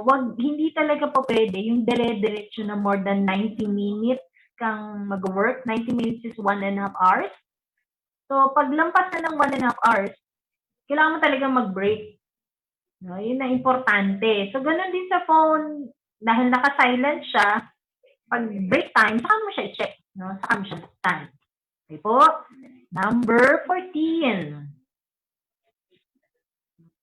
Yan, 2-minute rule. Itong 2-minute rule naman, di ba kanina binanggit ko, gagawa ka ng mga list of tasks. Pwede mo i-group yung listahan mo, yung mga tasks na matagal, mahaba, at yung mga tasks na mabilis lang. Okay? So, yung mga mabibilis lang, pwede mo siyang gawin. Pag samasamahin mo yung mga mabibilis na tasks. Ang isang mga 2-minute rule, siguro ako sa klase ko, no, ang unang-una kong pinapost talaga na kaya in 2 minutes ay yung attendance sa LMS namin at attendance sa Messenger. No? So, dalawa lang yon. So, yun, pag nag-post ako nun, mabilis lang yun. No? At yun yung inuuna ko. Actually, parang ano rin siya, no? Para din ma-cross out mo ang madaming bagay, no? Kasi napaka-satisfying yung ang dami-dami mo nako-cross out ng mga tasks for a day. Okay? So, unahin mo yung mga 2 minutes kasi pag itong mga gawain mo na 2 minutes, siningit mo siya doon sa mga gawain mo na it would take like 30 to 40 minutes, mas matatagalan ka actually. No? So, ang gagawin mo, ipaprioritize mo yung mga tasks mo into alin yung pinaka-importante hanggang hindi sa masyado importante, at saka alin yung matatagal o mahabang work as compared sa maikling work. Okay? So that's the 2-minute rule. Okay po. Next slide po. 15. Yan, no? Ang tawag naman dito sa breaking tasks into smaller subtasks is what we call micro-successes. No? Ano po yung micro-successes? Kasi pag masyado malaki yung project, pag tiningnan mo siya, the project itself, no, ang sakit sa bangs, no, ang sakit sa ulo. Parang hindi mo kayang gawin. No? So, ang gagawin mo, hahati-hatiin mo siya. Tapos, di ba binanggit ko kanina yung pagde-delegate. Yung pwede mo i-delegate sa iba, i-delegate mo sa iba. Okay. Tapos, dahil maliliit na, yung isang malaking project, pinaliit mo na siya. No? Ginawa mo na siyang subtask. Mas madali na siya ngayong i-approach. Mas madali na siya ngayong gawin. At once magawa mo, mag-celebrate ka, no? You give yourself a treat, a reward. Bahala na kayo kung anong gusto niyong treat or reward, na depende yan sa tao, no? Ako kasi, ang favorite reward ko talaga pagkain, no? So, pag meron akong malaking project, malaking gawain, at may nagawa na akong isa, no? Na bahagi ng project na yun, then I treat myself to food. At nakakatulong talaga ito. Yung iba naman, they treat themselves to exercise, or yung iba, ang ginagawa, pagkakatapos sa isang maliit na task, no, nag-online shopping. No? So, depende na yun sa inyo, no, kung anong gusto nyo gawin. No? Just make sure na manageable, no, yung project. Okay? Next po. Po kayong mag-alala, malapit-lapit na. Konti lang na lang po. Okay. So ito, listening to music. Meron po ba tayo dyang mga mahihilig sa music? Kasi ang sabi sa research, no, happy upbeat music can lead employees to be more productive. No? Meron po ba ditong nagiging habit nila na pag nagagawa ng mga project? Yan, no? Kasi pag stress talaga tayo, nakakatulong talaga na nakikinig ka sa music. No? Very true yan. Depende yan sa iyo, no, kung anong klaseng music. Pero napansin nila, pag happy, upbeat music, no? Siguro yun yung dahilan kung bakit isa sa mga factors no kung bakit sikat na sikat din yung TikTok, no? Kasi ang TikTok, ang mga kanta sa TikTok, no, napaka-upbeat, no? Tapos may ikli lang siya, no? Sikat na sikat siya eh. Kasi nga upbeat yung music, tapos madali siyang sundan, no? So, pinagsama niya yung dalawa, no? Music at saka exercise. At ang pagpapakinig talaga sa music, it really helps. Nasa sayo na yan eh, kung ano yung upbeat music mo, no? Kasi yung definition ng upbeat music, iba-iba yan sa tao. Yung iba, ang gusto ay rap music, no? Yung iba, pop music, no? Yung iba gusto mala Taylor Swift na music, yan. O di kaya yung mga uso ngayon ng mga kanta, no? Na nakakatawa nga pala, no? Napansin nyo rin ba na ang music ay nakakapagpa-LSS, yung last song syndrome, no? So, nakakaaliw yan. Ako minsan pag nagta-type ako ng syllabus or ng lecture, napapansin ko yung sarili ko na na-LSS ako sa music, no? It really helps, no? Reduce stress. Okay. At saka pala, no, konting trivia lang, yung mga na-LSS, no? Minsan kasi distract din, no? Pag yung paulit-ulit kang kinakanta tapos yung kinakanta mo, medyo nakakatawa, no?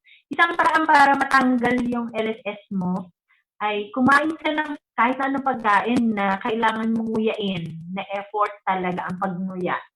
Okay? Halimbawa, chewing gum. Ano pa bang pagkain ang mahirap nguyain, no? Yung medyo kailangan mo talaga mag-effort ng ngumuya. Bukod sa chewing gum, tapa, siguro, mahilig ako sa tapsilog eh. No? Nakakatanggal yan ng LSS, no? Kung nagkataon na yung music namang narinig mo ay hindi mo gusto, no? Pero, again, no, nakakatulong talaga ang music. Okay po. Next po. Yan. Number 17, no? Kapartner yan ng number 16, no? Get some exercise. No? Importante po talaga ang exercise. Lalo na ngayon, no, na limited tayo sa paglabas. No? Marami po tayong ginagawa sa bahay na hindi natin alam. Exercise na pala talaga siya. No? So, katulad ng pag-shopping. Yan. Di ba ito, ilang beses ko na itong narinig no, sa social media. No? Sino po ba dito yung mga alay during lockdown? Yung pong alay, yung pong mga nasugo no, sa bahay na siya lang may quarantine pass.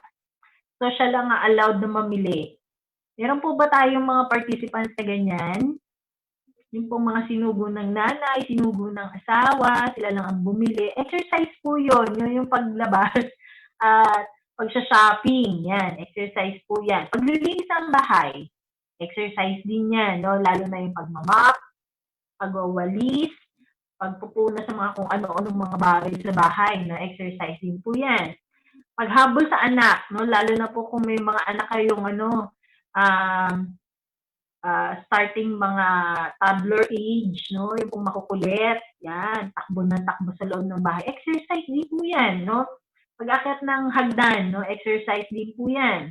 Kung halimbawa naman po, very limited ng space nyo sa inyong lugar, ako napansin ko, nakakatulong, di ba? Napaka-helpful na YouTube.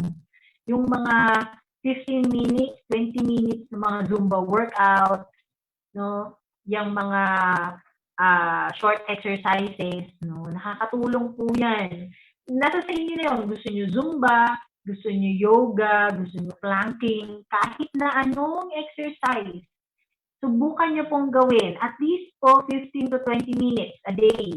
Kung hindi nyo po kayang everyday, twice a week. No? Kasi nakakatulong po yan. Kasi pag may exercise ka, mas productive ka sa trabaho. Okay po. Nandun na po tayo sa last 2 slides. Okay, number 18. Always be positive. Yan. So, importante po talaga na iisipin natin, no? Meron kang mas productive kasi tayo pag ang tinitingnan natin is the positive side of things. Okay po. So, katulad na lang halimbawa ng katulad ngayon, ang trabaho natin, very limited na, hindi po tayo makalabas araw-araw, hindi tayo makapag-mall, hindi tayo makapag-travel, no? Pag nakikita ko yung mga memories ko sa FB na galing ako sa ganitong lugar, no? So nakakamiss siya, no? Pero titingnan pa rin natin, no?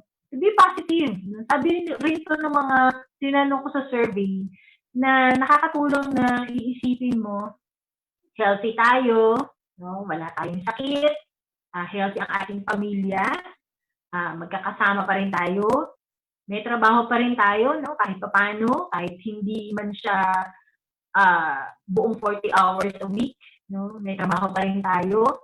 Nakikita pa rin natin yung mga kaibigan natin, kahit nga lang hindi physical, no? At least nakikita natin sila sa Zoom, sa mga meetings, no? So always try to be positive. Okay? At importante ito, no? Pero, i-warn ko lang po kayo, no?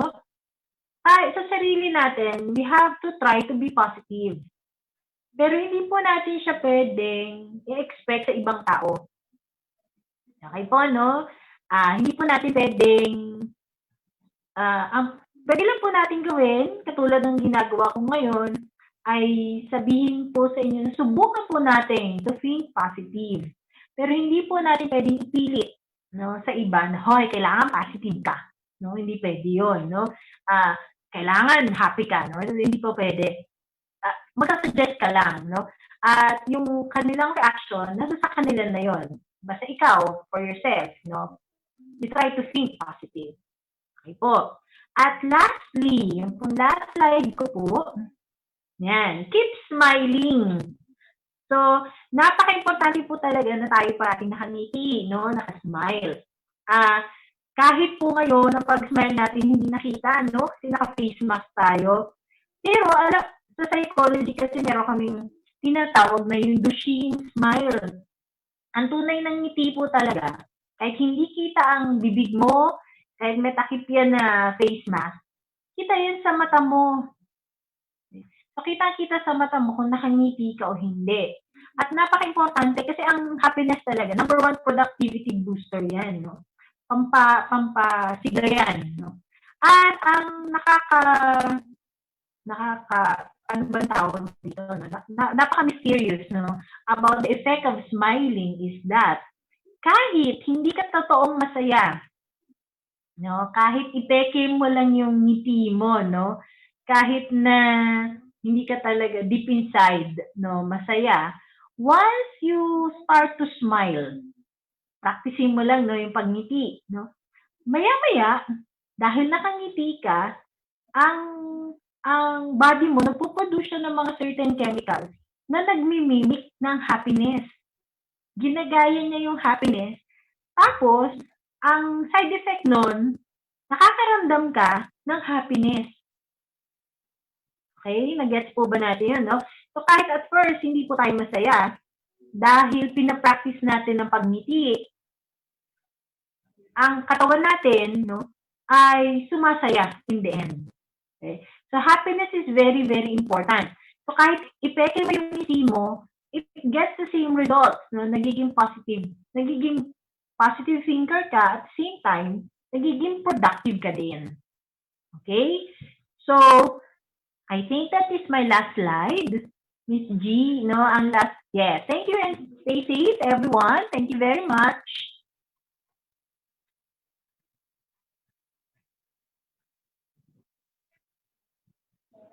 Okay na po.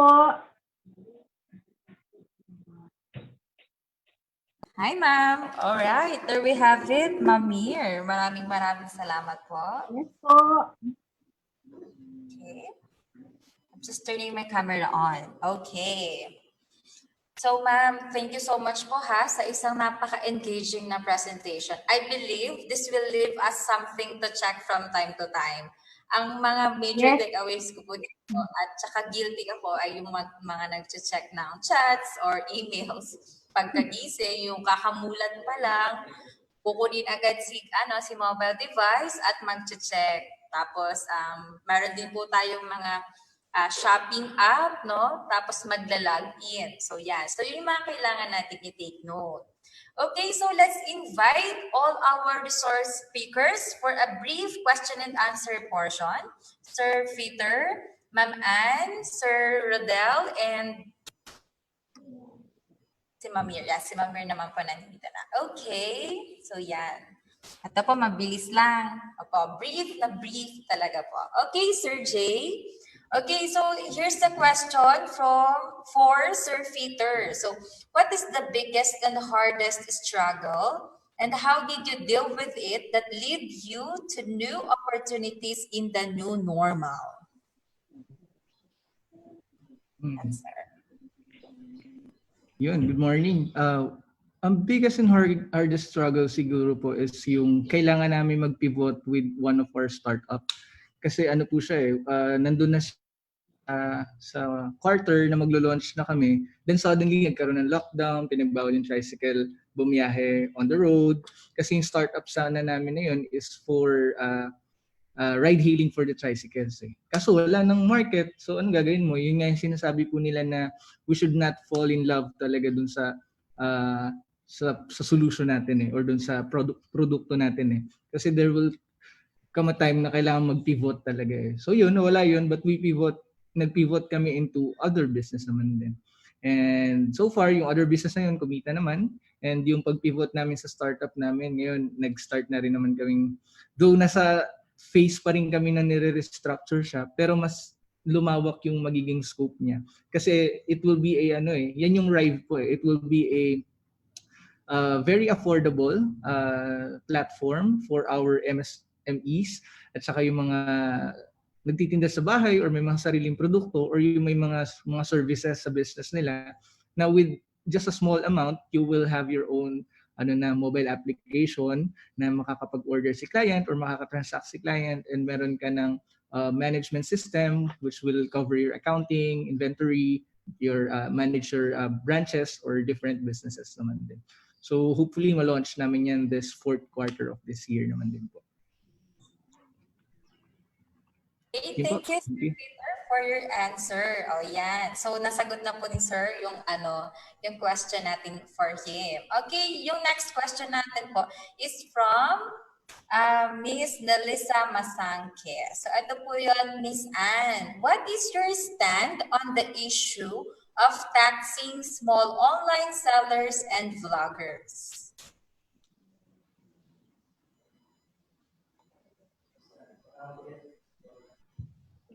Okay. Hello. Sorry, I was on mute. Okay.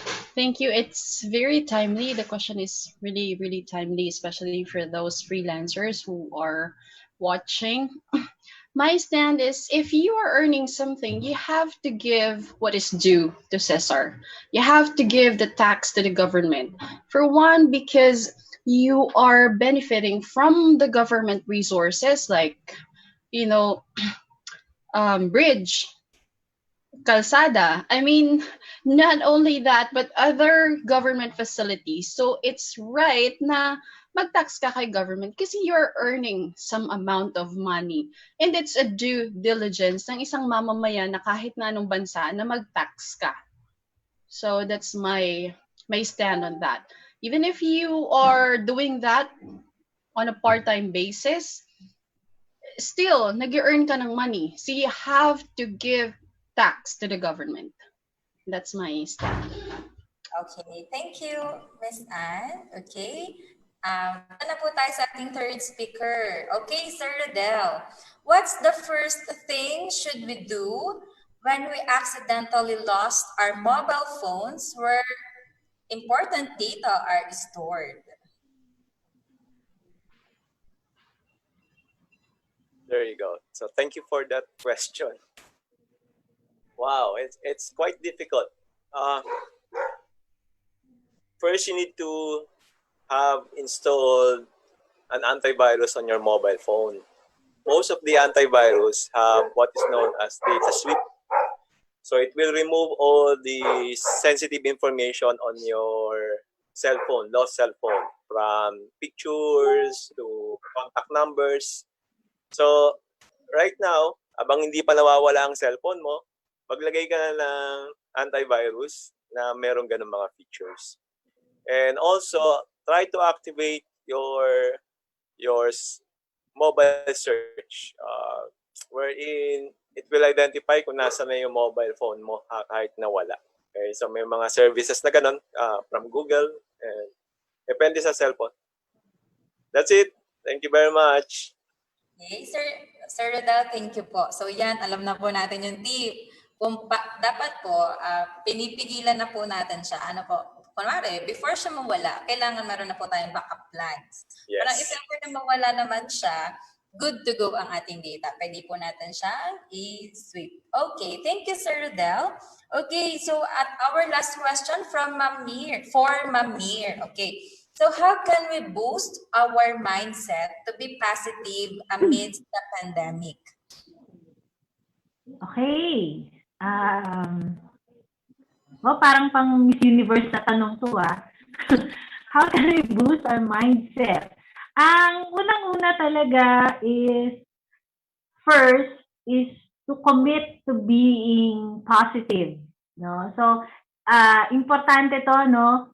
Meron tayong tinatawag na self-affirmation. So, the first thing na gagawin mo sa umaga, no, instead of checking your email, is to tell yourself, I have to approach today positively. Yan, no? Tapos, ito'y parati ko ring sinasabi, no, sa lahat ng nagtatanong sa akin, is that you cannot control other people's thoughts, behaviors, and feelings, but you can control yours. So, yung thoughts, yung behaviors mo, tsaka feelings mo, kaya mong kontrolin yan. At kahit anong gawin mo, huwag mo nang iintindihin yung iniisip ng iba, huwag mo nang bigyan masyado ng focus ng attention, yung behavior ng iba. Kasi nakakapagpa-negative yan.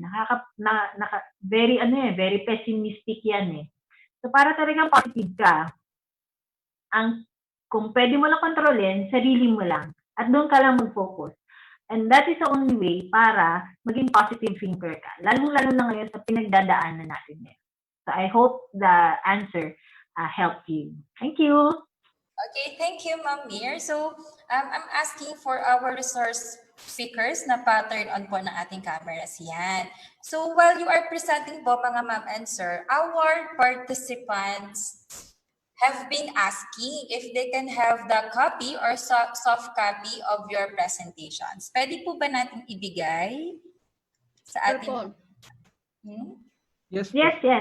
Okay. Okay. Paki-cite na lang po kami in case you're going to use it for any other purpose, no? Lalo na kung sa klase, just cite us. Okay lang po yun.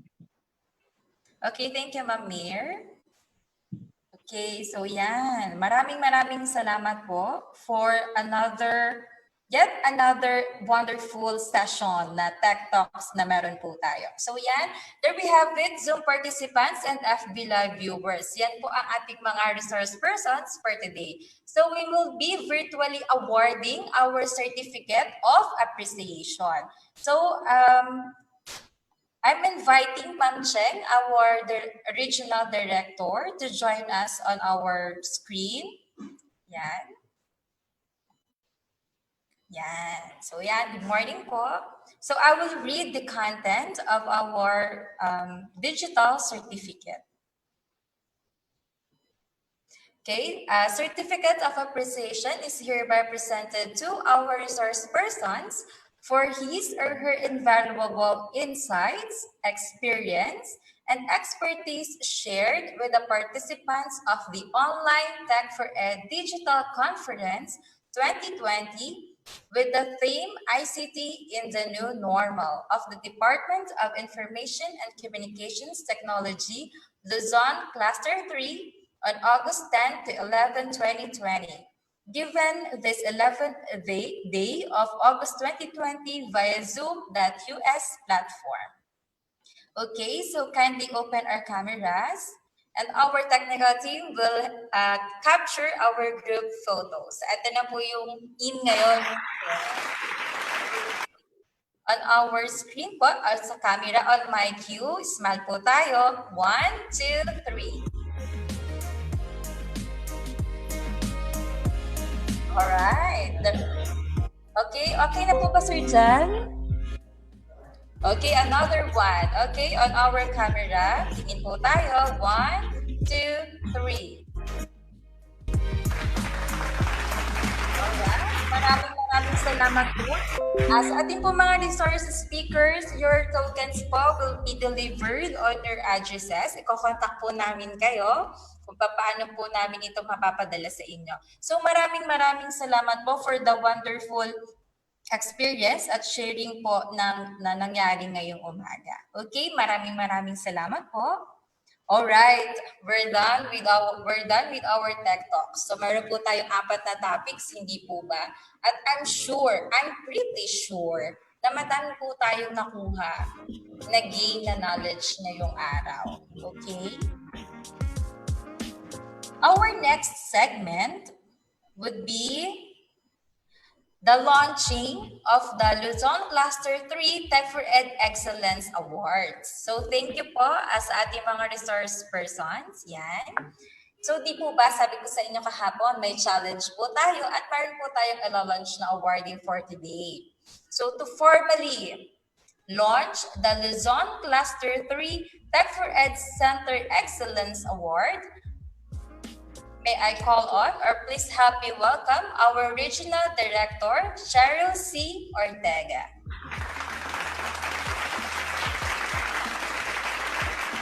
Pleasant morning, everyone. Can you hear me? Yes, ma'am. Okay. I hope you're still with us. So let me start by extending my appreciation to our partners and resource speakers for your time and knowledge sharing on this second day of LC3's Tech4ED Digital Conference 2020. And special thanks, or as they say, special shout out to Fheter, Calanday, and Sabdao, Rodel, Villarez, and Professor Miriam, Malabanan. And of course, a hearty cheer to all the participants who took the time to be with us in this event. What we are about to witness and launch in a while is another milestone activity that the ICT LCT is brewing for our Tech4ED centers in the coming days or months. And by way of background, it became our cluster's pride that on last year's National Tech4ED Awards, 3 of the centers from Luzon Cluster 3 became finalists for 2019. And to mention, 2 were part of outstanding center finalists, that of San Lorenzo Ruiz Camarines Norte Tech4ED Center and the Camarines Norte Provincial Capital Tech4ED Center, whereas the Camarines Norte PWD Knowledge Resource Tech4ED Center became a finalist for Emerging Center. And in fact, they did it. We did it, so to speak. Camarines Norte Provincial Capital Center became an awardee as one of the outstanding center back 2019. By that, I have no doubts that we can make it once more.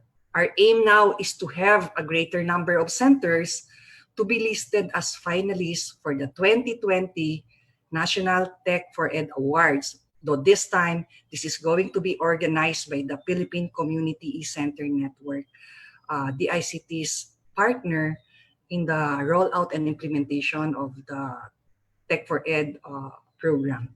And I believe that with you, or with your hard works and perseverance, we will make it.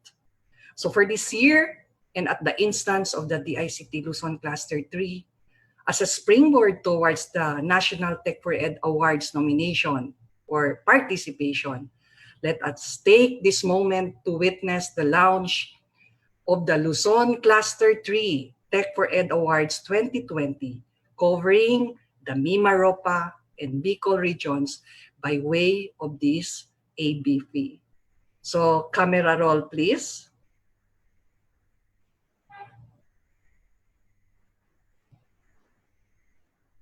Can we launch already the audio-visual presentation?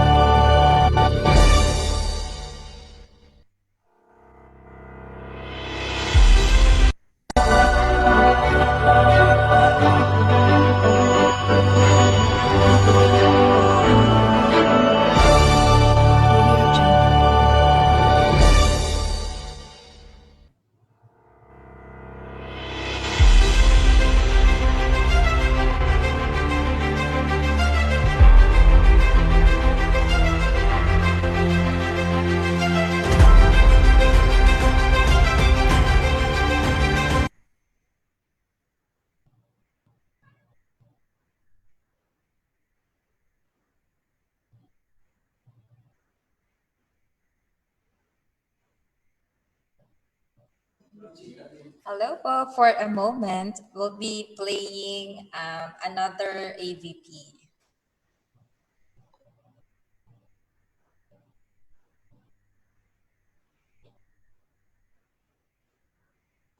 We would like to grab this opportunity to thank our partners.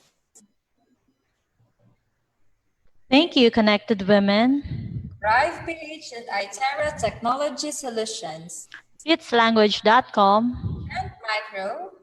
Nimaropa Center Managers. And Bicol Center Managers. So teachers, municipal mayors, industry practitioners, public servants, and our Facebook Live viewers, thank you. Thank you.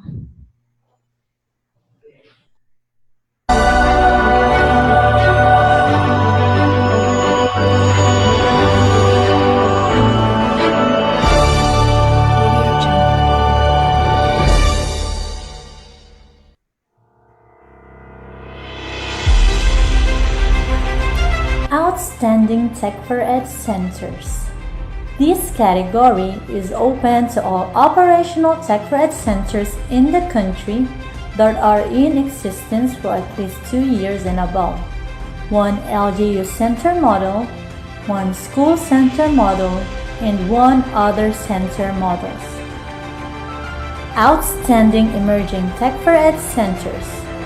This category is open to all operational Tech4ED centers in the country that are in existence for less than 2 years.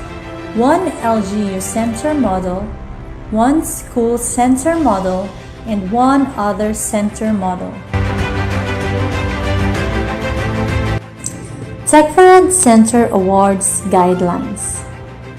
The competition is open to all types of Tech4ED Center initiatives which are currently active in the Luzon Cluster 3.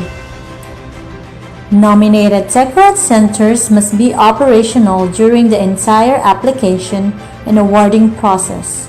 Otherwise, entries will be disqualified. Only Tech4ED centers which have been continuously operational for more than 3 years at the time of nomination will be qualified to enter the search for Outstanding Tech4ED Centers.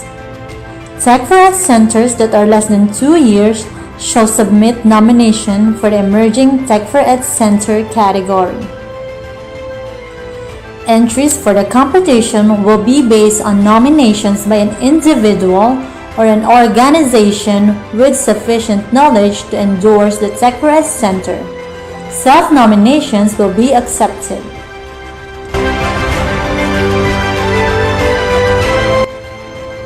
For submissions, interested participants must submit a duly accomplished nomination form. Supporting materials such as pictures, brochures, news clippings, and testimonials may also be submitted. Nominations should cover accomplishments made within the period of January 2018 to July 2020. The contest will follow the criteria stated below. Only electronic submissions will be accepted. A 2 to 3 minute AVP featuring the center and its services is also preferred as a supporting attachment. Supporting documents must be consolidated.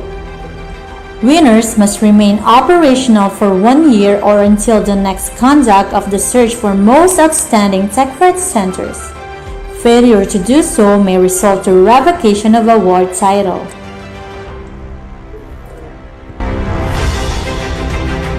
All entries will be subject to validation by the organizers.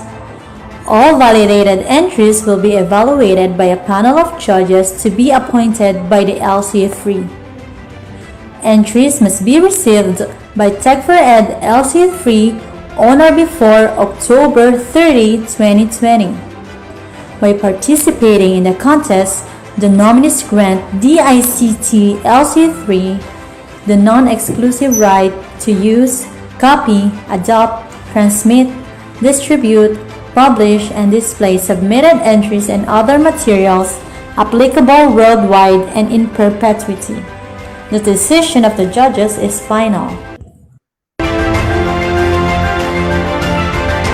Criteria for judging.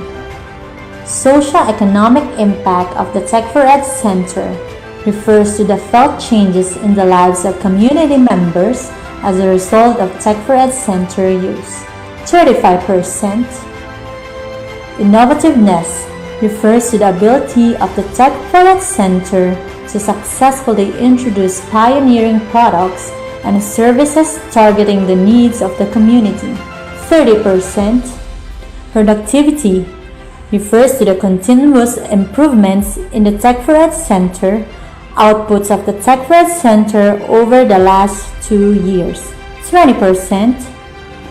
Partnerships and networking refers to the ability of the Tech4ED Center to network and forge partnerships and mobilize resources to sustain Tech4ED Center operations, 15%, for a total of 100%. Schedule of nomination. Nomination period is on August 12 to October 30, 2020. Nomination deadline is on October 30, 2020. Evaluation of entries will be on November 1 to 30, 2020, and the awarding of winners will be on December 10, 2020 via online. Top 3 winners will be proclaimed as outstanding Tech4ED centers, and another top 3 winners for the outstanding emerging Tech4ED center category for the year 2020. All winners will receive a trophy and an ICT equipment. All nominations must be submitted through email at dictlc3tech4ed@gmail.com with subject caption 2020 outstanding_TC. Insert your Tech4ED center name on or before October 30, 2020.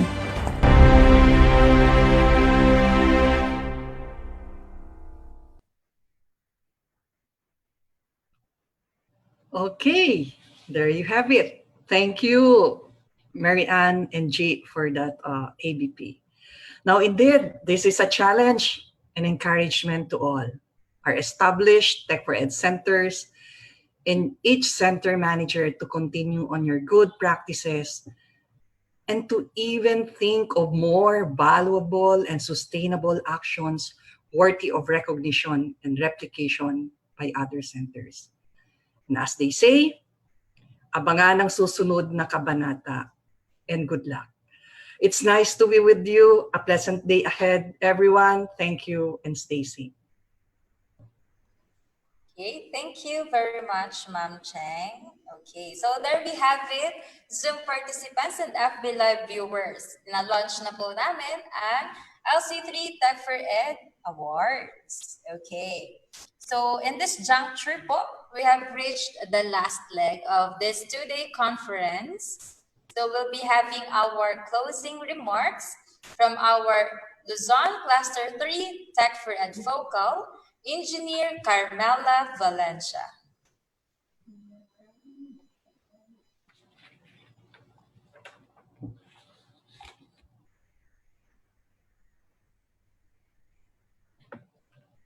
Hi, good noon to everyone. First, I would like to thank you for sharing your time with us today for our two-day LC3 Tech4ED Digital Conference 2020. Despite of this pandemic, we are still here and had a chance to gather, learn, and share our ideas and experiences. Hello? Hello? Sorry, tan-launch kasi yung Converse, tan-launch yung award. Oo, kamo yan. Closing yes.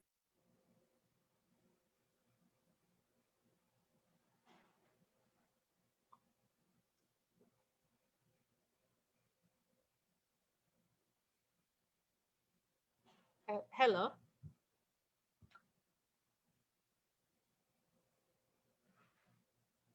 with the help of ICT, we can still continue our learnings and advocacies. And now that we have come to an end of this conference, I would like to express my gratitude to all of you who participated in our DigiCon, our speakers, our stakeholders, our hardworking center managers, our supportive LCEs, and other project partners in Mimaropa and Bicol region who never hesitate to share their great ideas. And lastly, to those who are behind of this successful event, this would not happen without your effort and help. Congratulations, LC3 Tech4ED team. In behalf of VICT Luzon Cluster 3, again, thank you and have a great day. Keep safe, everyone.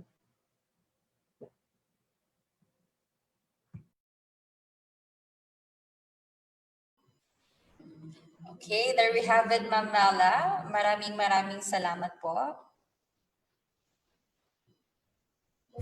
Okay, so we would like to acknowledge and thank our active participants from Zoom and of course sa ating pong mga live viewers sa Facebook from the Region 4B, Mimaropa, Oriental, Mindoro, Occidental Mindoro, Marinduque, Romblon, Palawan, and of course, ating pong Bicol region, Region 5, we have Albay, Camarines Norte, Camarines Sur, Catanduanes, Masbate, and Sorsogon. Okay, maraming salamat po sa pag-attend ng ating conference. Okay, so we are truly honored to conduct this online conference to provide meaningful and dynamic discussion where everyone may gain something that we can apply on our Tech4ED centers. Okay, so we would like to thank our panelists and resource speakers for today's event. So we are truly privileged to have you today, Sir Fheter, Miss Anne, Sir Rodel, and Professor Miriam. Also, we would like to challenge everybody for a profound contribution as we currently wage for the triumph against the threat of COVID-19. Okay, catch us live tomorrow at 2 in the afternoon for a very interesting webinar on augmented and virtual reality for education for teachers. So bukas po may webinar tayo about dyan and expect nyo po ang aming announcement for the spoken poetry competition in celebration of the Buwan ng Wika happening on August 28, 2020. Once again, thank you for attending, and I am G. And this is Tech4ED Digital Conference 2020. Let's aim it again. Thank you, everyone, and please be positive but stay negative. Thank you, but don't you go. We'll be having our online team and our e-raffle, and we will be awarding or announcing the early bird awardees for yesterday and today. Okay, yes, Ma'am Mean? Yes, so we will be having our e-raffle first. Okay po, so syempre, raffle muna po tayo. So once again, our prize is power bank from DICT Luzon, Cluster 3.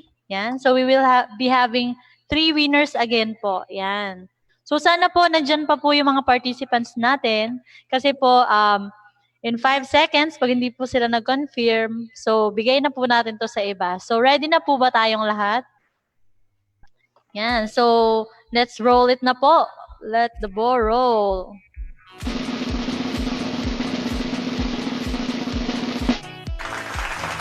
Congratulations, Miss Kimberly Jane Litera. So, saan po kaya natin participant si Ma'am Kimberly? Paki-confirm na lang po if you're an FB live viewer. Paki-comment po sa ating comment sa ating live broadcast sa FB. And if you are a Zoom participant, paki-message na lang po sa ating Zoom chat. Hello, Ma'am Kimberly.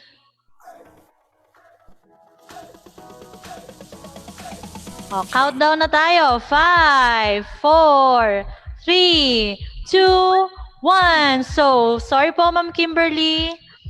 Pili tayo ng next winner po natin.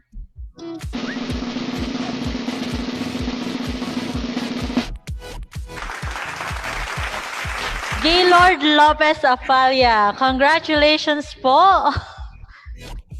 I don't know if it's he or a she. So, Gaylord Lopez Afalia. Congratulations. Paki-confirm po. Go, go, go. Yes po, meron din po chance po ang mga FB Live viewers. Lahat po na nag-attendance po sa ating attendance kanina na link, yun po yung mga pasali po sa ating raffle. So, kung wala po kayong attendance, yun. So, eto po, countdown na po tayo. Wala pa po si Ma'am or Sir Gaylord. So, 5, 4, 3, 2, 1. Okay po. Sorry, you missed your chance. Next po tayo. So, ilang raffle po ba tayo? Hanggang 5 lang po tayo, ha? 5 draws. Kevin Roy Young Miranda. Hello, Sir Kevin. Paki-confirm po. Sir Kevin. Para sa'yo to. Wala ata ulit nag-uwian ng ating participants. So, countdown tayo. 5, 4, 3, 2, 1. Naku, wala na naman. Sayang naman. Okay po. Next, baka kayo na po ito. So, stay tuned. Fairly May Isagon Lyson. Hello, Ma'am Fairly May. Paki-confirm po. Pamain-main na lang po. Ma'am Fairly. Wala ba siya sa ating Zoom? Wala din po. Nagko-confirm sa Facebook, ha? Countdown po tayo. Countdown. So, medyo delay sa ating So, wait natin. Hanggang mag-appear sa Facebook Live yung pangalan ni Ma'am. Yan. Ma'am Fairly May. Okay. Countdown na tayo. 5, 4, 3, 2, 1. Nako, wala na naman. Dami nagmamain-main. Last one na po, raffle. Sayang naman. Last one.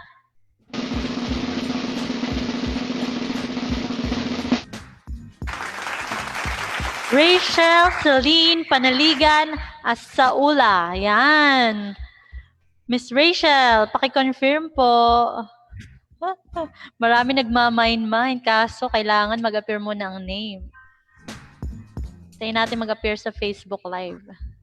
Yung name ni Ma'am. Ano po? Sayang naman. Ang daming na-miss na chance. Nagla-lunch na sila. Yan, nag-appear na siya sa Facebook Live. So, Ma'am Rachel Celine, are you there? Paki-confirm po sa ating Facebook Live. Sayang naman to power bank na to. Yan. So, 5, 4, 3, 2, 1. Time's up na naman tayo. Sa akin na lang to. Okay, may request. Last one daw, last one. Dapat last na yung kanina. Sige, pagbigyan.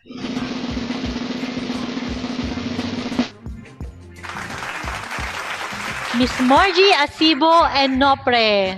Ma'am Margie, where are you? Wala eh. Nasaan na kaya si Ma'am? May na-request pa ulit. Last na daw.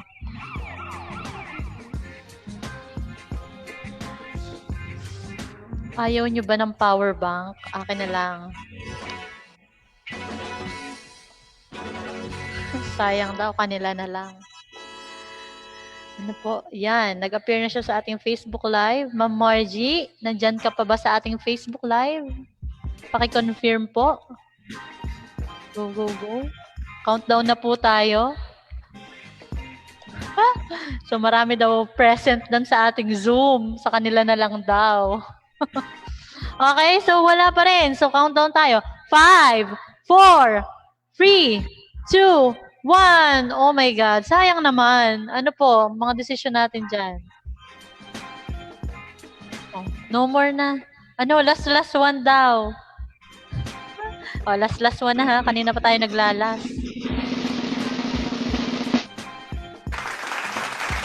Mario John Delavin Gonzalez. Meron na ba? Nandyan kanina si Sir Mario. Yun, nag-confirm si Sir Mario dyan. Yan. Di ba si Sir Mario ay ating masugid na taga-panood ng webinar? Tama ba, Miss G? Nanalo na din siya kanina. So, Sir Mario, nanalo na pala kayo kanina. Isa pang bola. Okay po, so one more. Sir Mario ha, nanalo ka na kanina. Ikaw nang maswerte. Marilu Tuazon del Castillo. Ma'am Marilu. Comment. 3 more daw. Naku, ang dami naman. Mauubos ng ating oras. Ma'am Marilu. Okay lang daw mag-overtime. Basta mag-raffle tayo. Wala sa FB Live ba? Nag-appear na ba ang pangalan ni Ma'am Marilu? Yan. Ma'am Marilu, kung nandyan ka, comment ka lang sa ating FB Live. Nagla-lunch na ata sila eh. Okay. Wala po. So, thank you po for joining our e-raffle. Thank you for joining our Tech4ED Digital Conference. So, congratulations po sa ating mga winner ng raffle. Pero wag muna kayong alis ha. Meron pa kaming papakita sa inyo. So, wait lang po. There's more.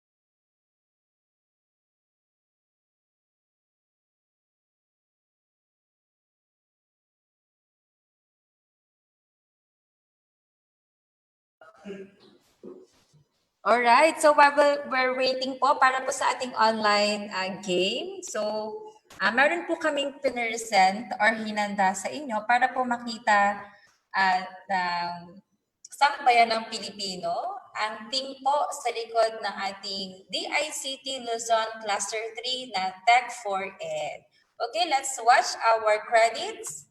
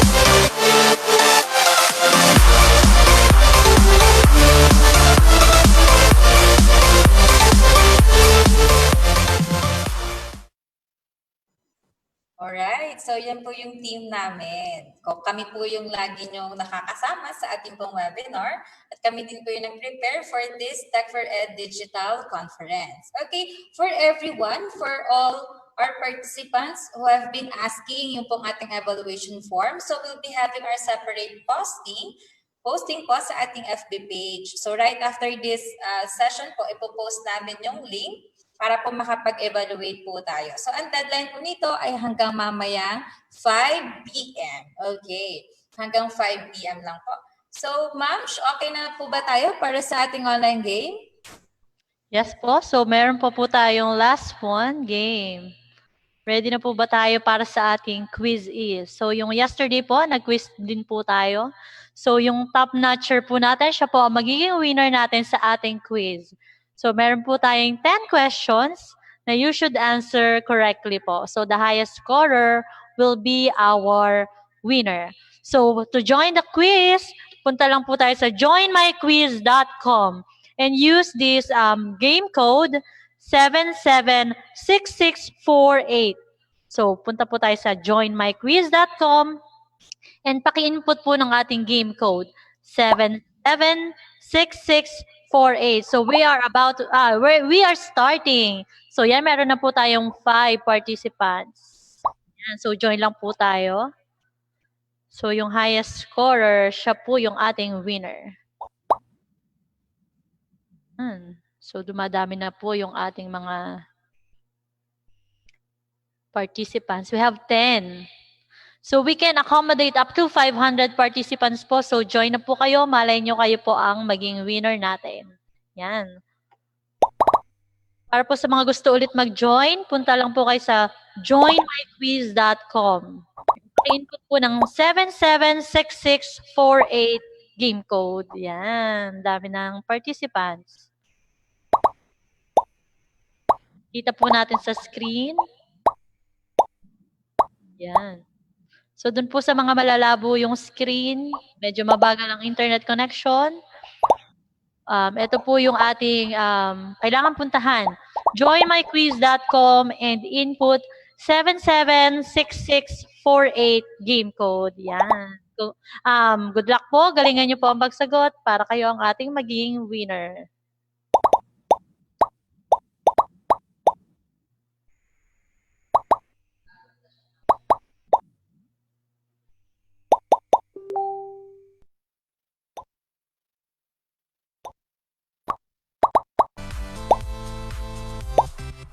Yan. 127 participants na po tayo.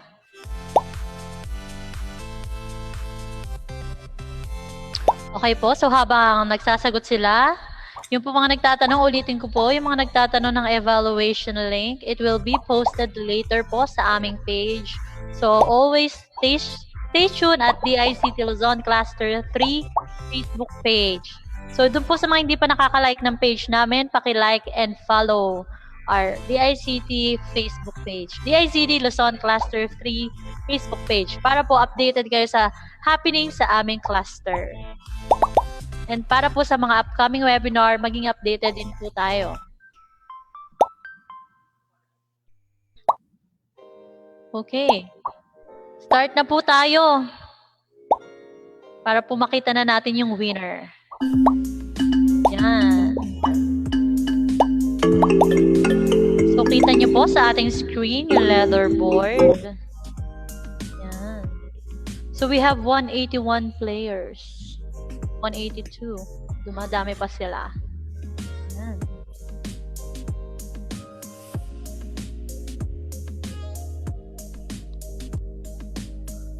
Okay, so habang tayo nag-aabang ng ating result, sino pong gustong magpa-shout out?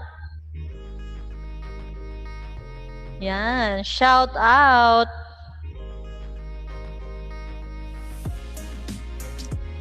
Okay po. So, I would like to thank all the people behind the success of this digital conference. So, of course, thank you po kay Ma'am Cheng, sa aming pong sa aming cluster director. And then, I would also like to thank the provincial officers from Luzon Cluster 3. From Oriental Mindoro, thank you po, Ma'am Rosella Munoz. From Occidental Mindoro, thank you po, Sir Andy Gatdula. From Marinduque and Romblon Province, thank you po, Ma'am Tatet or Ma'am Frances Pecaña. And from Palawan po, thank you po, Ma'am Carmela Panganiban. And then punta po tayo sa Bicol Region. Thank you po sa ating mga provincial officers sa Bicol. Thank you po, Sir Antonio Bunganay, Sir Tony from Albay. From Camarines Sur and Camarines Norte, thank you po, Ma'am Pinky. And from Catanduanes, thank you po, Ma'am Norly. And from Masbate, thank you po, Sir Zyke. And thank you po, Ma'am Vina from Sorsogon. Okay po, so thank you din po sa ating mga project development officers, sa ating mga Tech4ED coordinators, sa ating mga provinces. So kanina po, nakita natin sila sa ating credits. So thank you po, shoutout muna tayo. Nasa na mga gustong magpa-shoutout?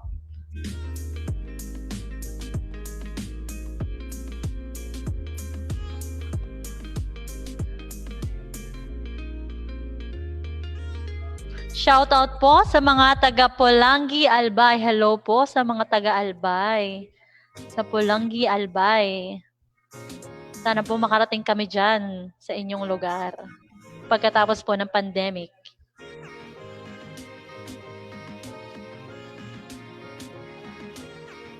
May winner na po ba tayo? Yan, ito po ang ating winner. So, congratulations! Shoutout po sa Bansud Oriental. Hello po sa mga taga Bansud. Shoutout po from Provincial Library Tech4ED Center. Shoutout po sa mga taga Kamalig, Albay. Puerto Princesa. Hello, Westcom Elementary School, Puerto Princesa City. Yan, ito na po ang ating winner. Okay. Yan, shoutout po sa Vera Catanduanes. Hello. BLGU San Jose Vera Catanduanes. Hello po. SDO Camarines Sur. Ginobatan Albay. Libmanan District Jail Mindoro. Hello po. Thank you po. So, eto na po ang ating winner. Si Miss Cassie. Congratulations po, Miss Cassie. Yan. So, Miss Cassie, paki-message mo lang kami sa aming Facebook page for your prize and for your details. So, yan po. Thank you so much po. And hello, Miss G. Okay, all right. Before we formally end this conference, i-award lang po natin yung ating mga early bird winners. So, ito po yung mga early bird natin kahapon at kanina. Okay. So, you will be receiving a simple token. Kasi super punctual po tayo. Okay, for August 10, we have Jason Sanon Molina, Jenny Rose Hilotin, Ferdy Gerio Gaitira, Ana Loretta Capanang Romulo, Reveline Abenia Balasta, Ma'am Mary Ann, can they do the honor to read the next ones? Sir Robin Bazar Donquillo, My Lady Ramos Melarpis, Melvic Ann Labrador Rosete, Maricon Jasmine Octaviano, May Rose Rios Merida, and Hazel May Salido Abrina. Yan, congratulations po sa ating mga early bird winners. Yan. Okay, kindly send us your delivery details para po sa ating po DICT LC3 page para po ma-process po natin ang ating mga tokens. Okay, how about our early birds for today? So, are we ready? Okay, wait lang po natin kung sino yung mga early bird natin ngayong araw. Alright, so yan, hopefully po nag-enjoy po kayo sa ating conference for today. So we'll be expecting another one sa next year. Okay.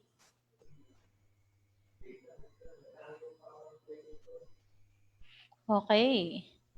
So habang naghihintay tayo, ma'am, shout out muna. Okay, yes ma'am.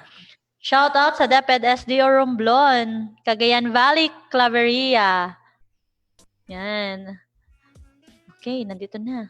Alright, ito po yung natin, early bird winners ngayong araw. Okay, Sir Jeffrey Olympia Lomio, Mark Ian Villarez Angeles, Julius Vladimir Puente Quindoza, Israel Balena Repe, Joel Bokingkito, Barrios Jr., Ginalyn Saligumba Albaniel. Next, Edna Agravante San Carlos, Ruth Azor Barco, Jason Senon Molina, Myra Rapsing Bartolata Vanille, Castillo Estipona. Okay. Yan, maraming salamat po and congratulations to our winners. So, maraming salamat po. Shoutout daw po kay Mayor Morada at Vice Mayor Tolentino at SB members. Full support po sila sa DICT sa Bansud. Thank you po, Mayor.